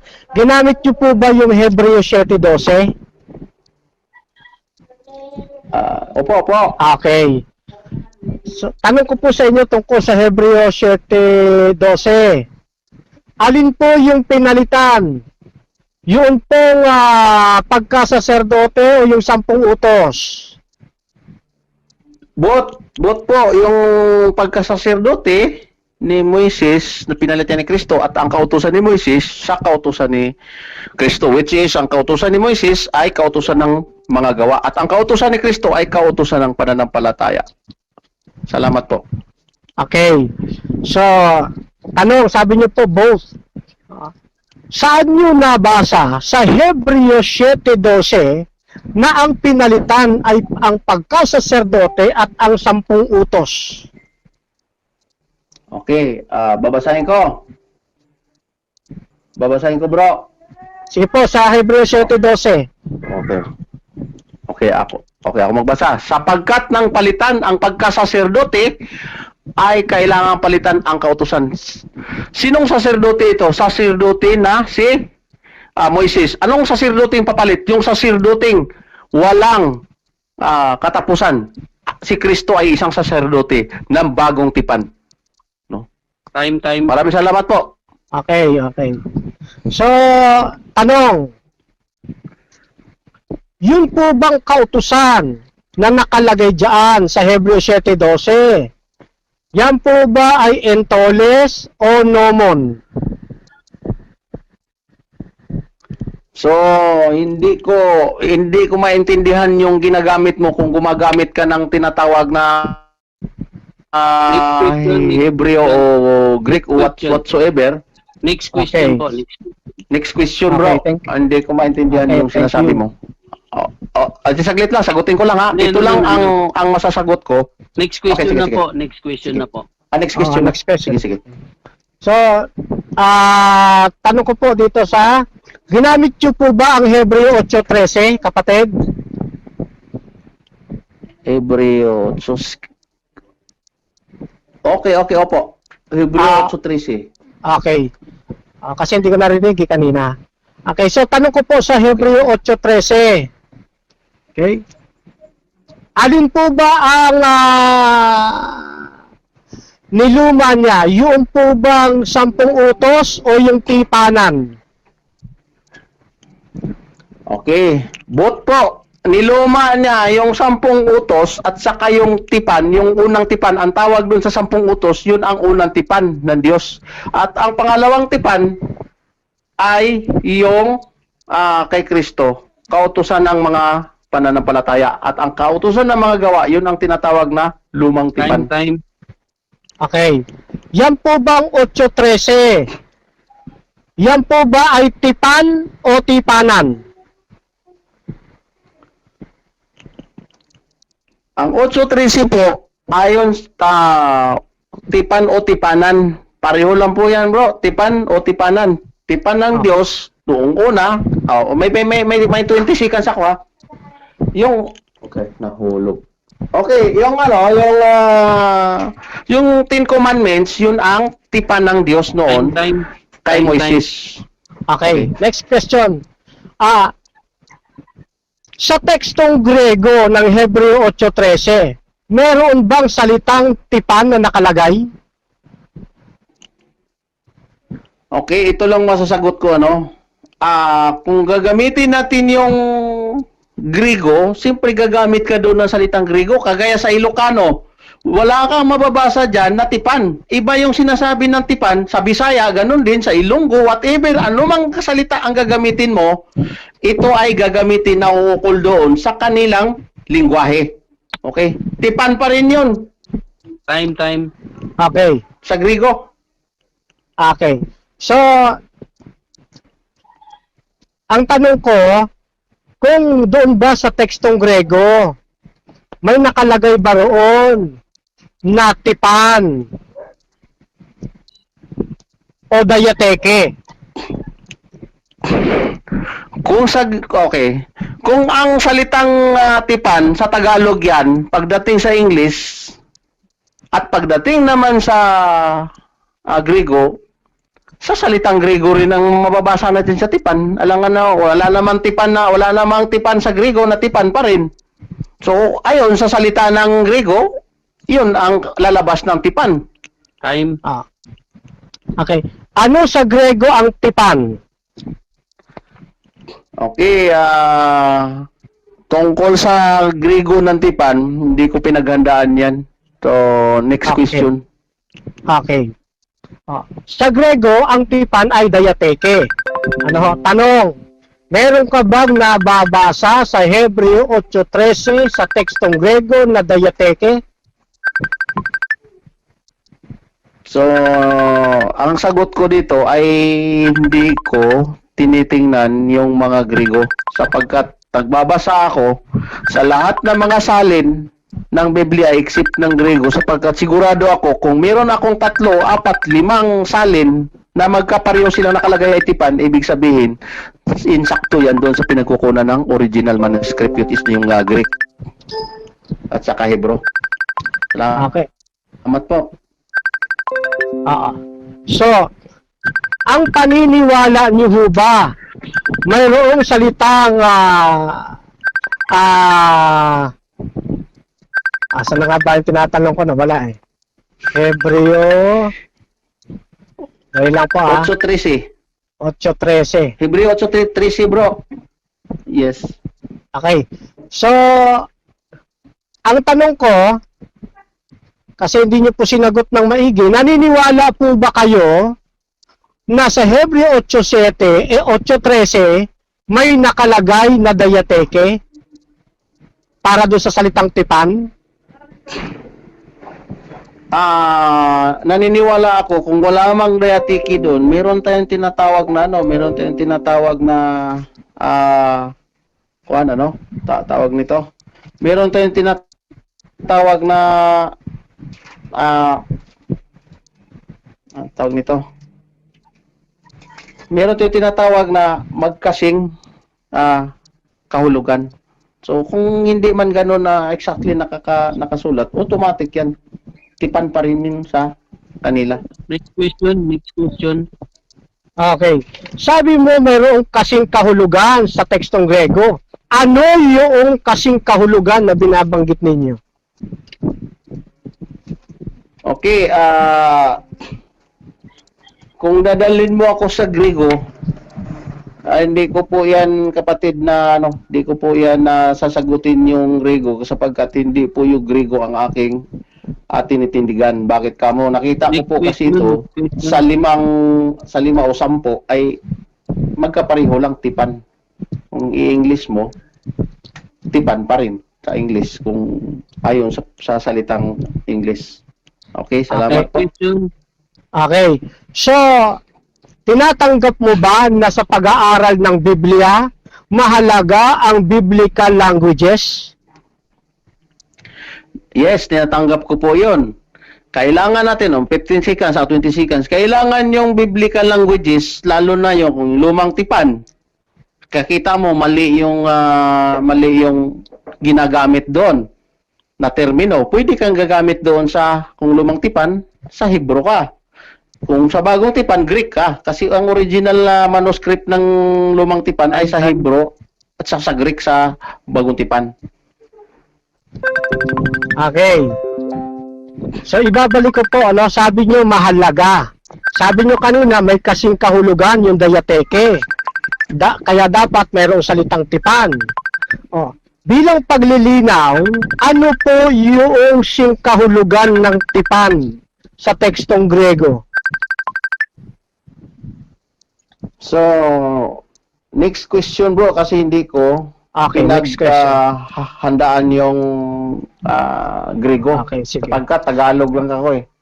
Next question po. Oo. Okay? So, sabi nyo, inalis na yung Sabat. Ano ho? Yung ikapitong araw. Kung inalis na ang Sabat, bakit sabi doon sa Hebreo 4:9 ay nananatili pa siya para sa kanyang bayan?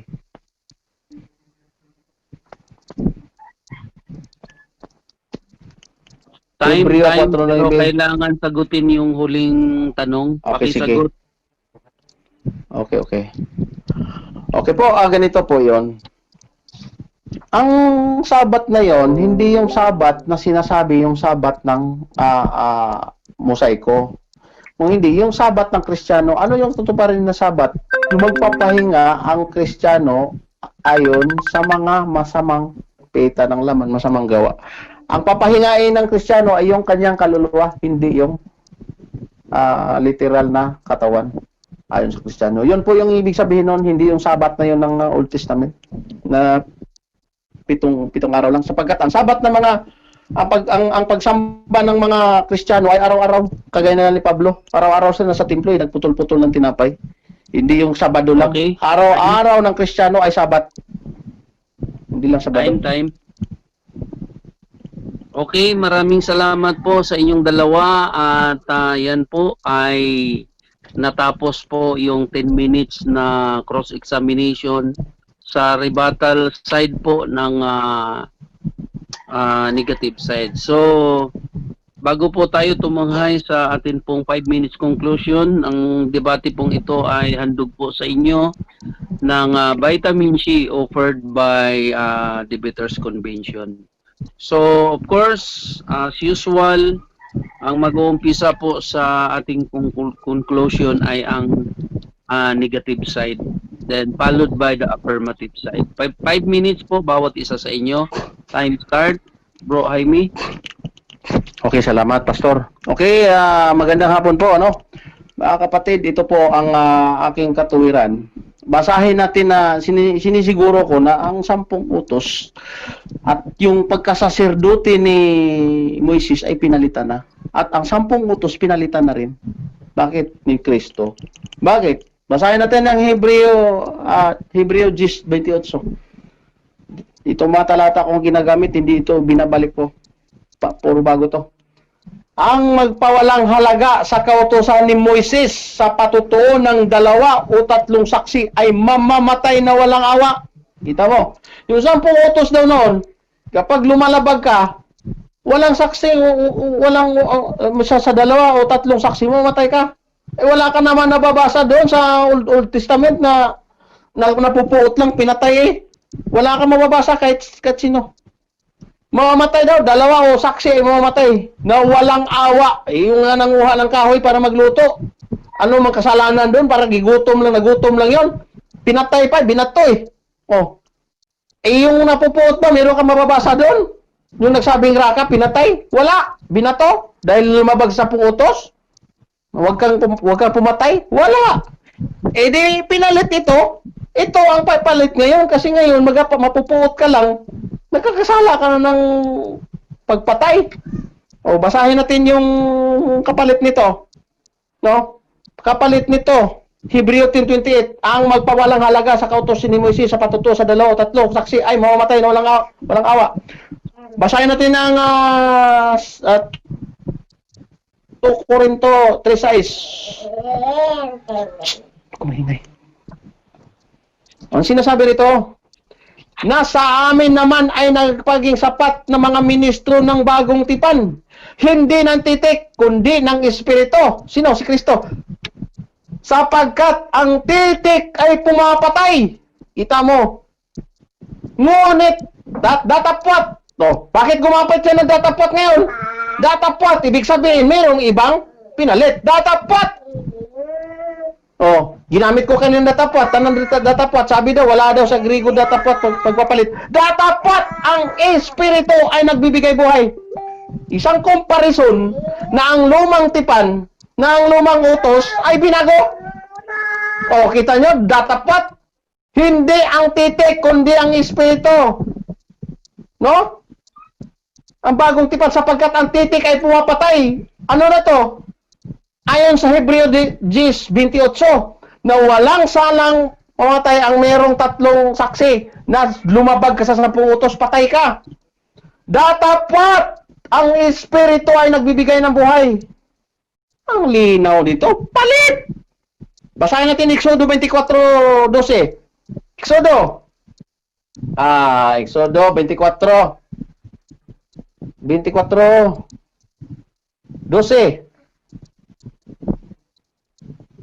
At sinabi ng Panginoon kay Moises, sampahin mo ako sa bundok at dumuon ka, at ikaw ay bibigyan ko ng mga tapyas na bato at ng kautusan at ng utos na aking isusulat upang iyong maituturo sa kanila.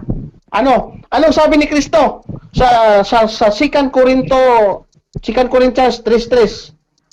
2 Corinthians 3:3. Ang sinasabi dito, yamang nahayag na kayo'y sulat ni Kristo. Sino? Kristiyano na pinapangyasiwa namin sa mga apostol. Hindi sinulat ng tinta, kundi ng Espiritu ng Diyos na buhay. Hindi sa tapyas ng bato. Alin? Yung 10 utos. Kundi sa mga tapyas na pusong laman. Kita nyo? Ang Kristiyano, ang mga Israelita, doon ka magbabase, magtuturo doon sa tapyas na bato. 10 utos yun. No? Ginamit dito yung Exodo 24:12, binasa ko. Exodo 31:18. Pareho lang yan. Exodo 31:18 at saka Exodo 24. Babasahin natin yung Exodo 31 para maliwanag. Exodo 31. Exodo 31:18. Ang sinasabi dito, at kanyang ibinigay kay Moises pagkatapos na makipagsalitaan sa kanya sa ibabaw ng bundok na Sinai, ang 2 tapyas na patutuo na mga tapyas na bato na sinulatan ng daliri ng Diyos. Ano yun? 10 utos. Pagdating na naman ito ni Kristo na naman, ano sinasabi sa 2 Corinthians 3:3? Ang linaw. Sabi niya, yamang nahayag na kayo'y sulat ni Kristo. Okay. Time. Salamat po. Okay, that's the end of 5 minutes conclusion for negative side. This debate is brought to you by Debaters Convention sponsored by Vitamin C. Okay, Pastor Fernando Camacho, are you ready? Opo. Okay, so pag nag-start na po kayo ng salita, papaganahin ko na po yung oras. Opo, ready na po ako. Time start. Okay. So, salamat pong muli mga kapatid. Actually, marami pong talata siya na ginamit, kaya lang hindi ko na may isa-isa ngayon dahil sa kakapusan na ng oras. Pero lahat po ng kanya ginamit mga kapatid ko ay hindi po panggiba sa akin pong itinayo, kundi kumampi pa nga sa akin. Unang-una mga kapatid, gusto kong pansinin po natin, laging inuulit-ulit sa atin yung kautusan na pagka lumabag ka, papatayin. Sa lumang tipan, totoo po yun mga kapatid. Pero pagdating ng bagong tipan, inalis na po yung batas na yon. Yun po kasi ang tawag po doon, civil law. Iba po ang civil law doon sa moral law. Kaya nga sabi ko sa una ko palang pagtayo, set by set ang kautusan. May ceremonial law, mayroong civil law, mayroong moral law. Iba-iba yan mga kapatid. Bigyan ko kayo ng halimbawa.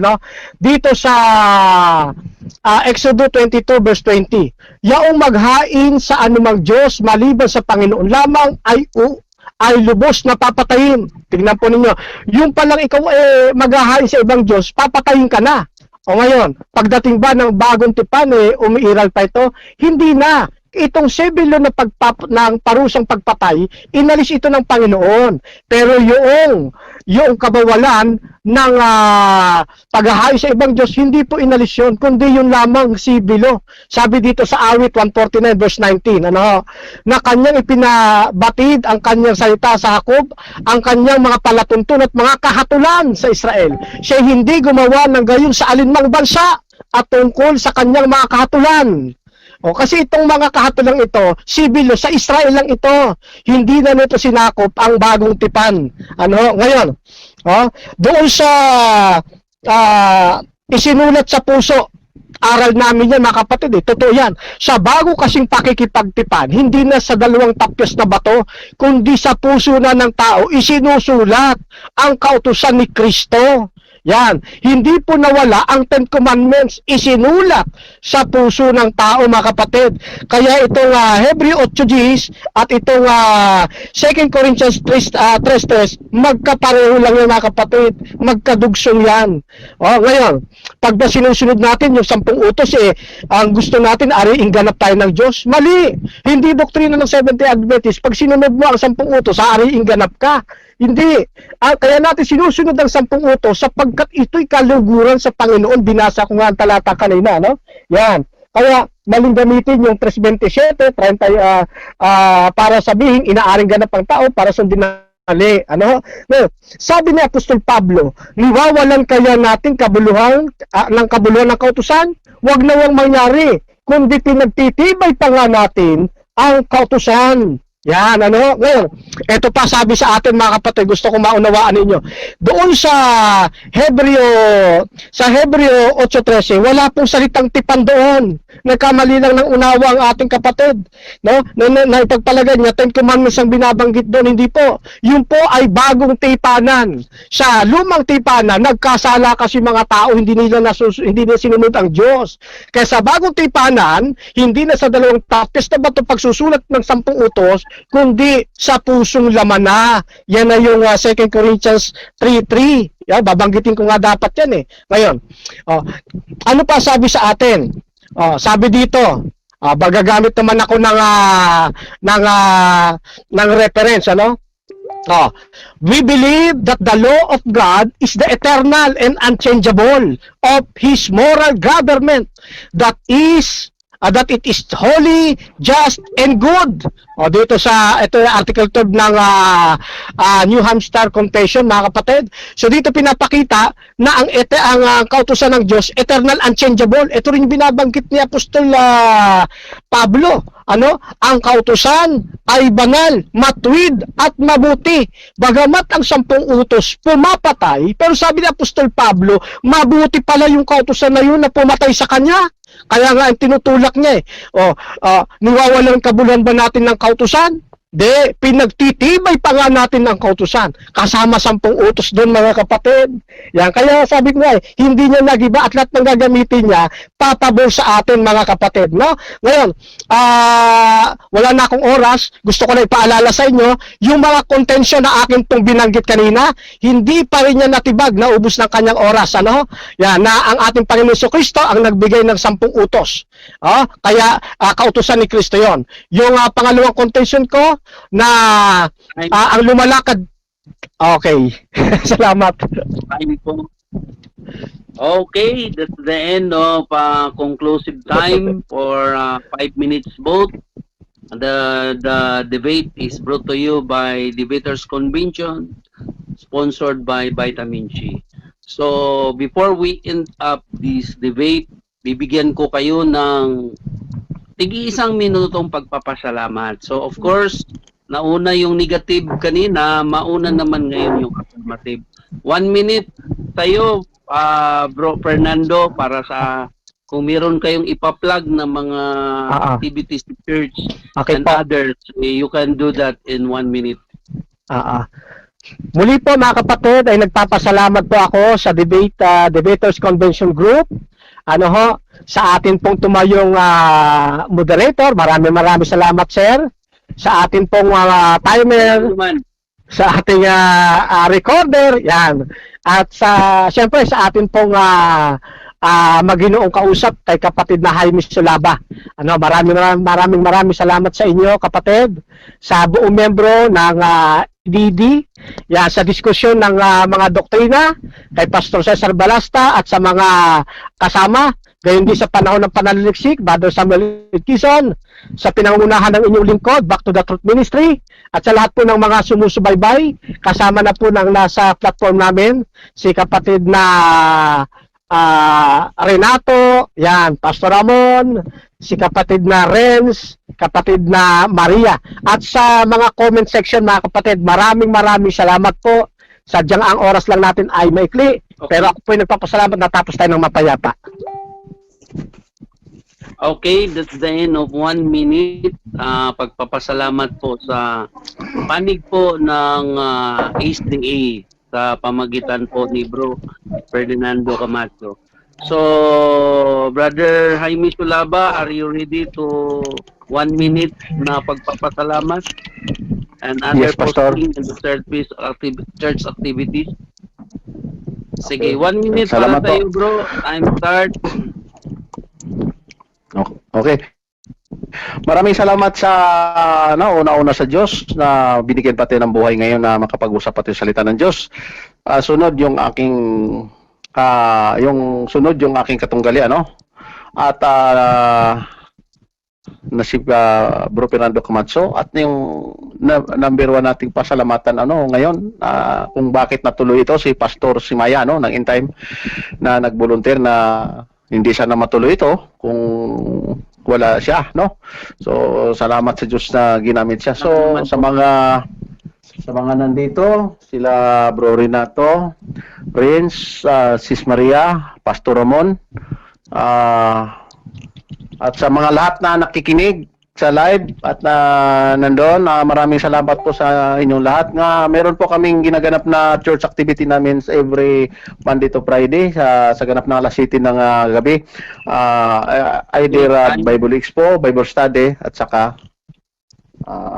okay. Salamat po sa Diyos. Okay, maraming salamat. Andyan po ang nagtatapos ang atin pong debate sa hapon pong ito.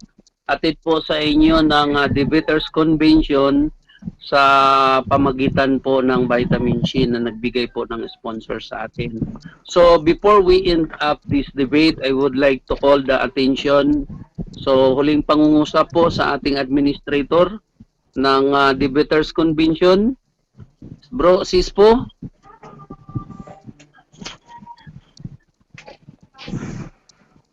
Bro Sispo. Okay, busy po si Bro Sispo. So magandang maraming salamat po at magandang hapon po sa dalawang panig and moderator will comment. At this debate is very nice, peaceful and orderly. At of course, I believe na both side sa maging sa online dito sa GC at dyan sa Facebook ay meron pong natutunan. So this debate is end up. So recorder pwede pong i-close na. So tapos na po ang debate pong ito. So both side, kung gusto niyo pong mag-request ng video or audio sa debate pong ito, pwede po kayong mag-request sa ating recorder. Of course, just PM Bro Sispo para mabigyan po kayo ng copy. Okay, that's the end of our debate for this afternoon.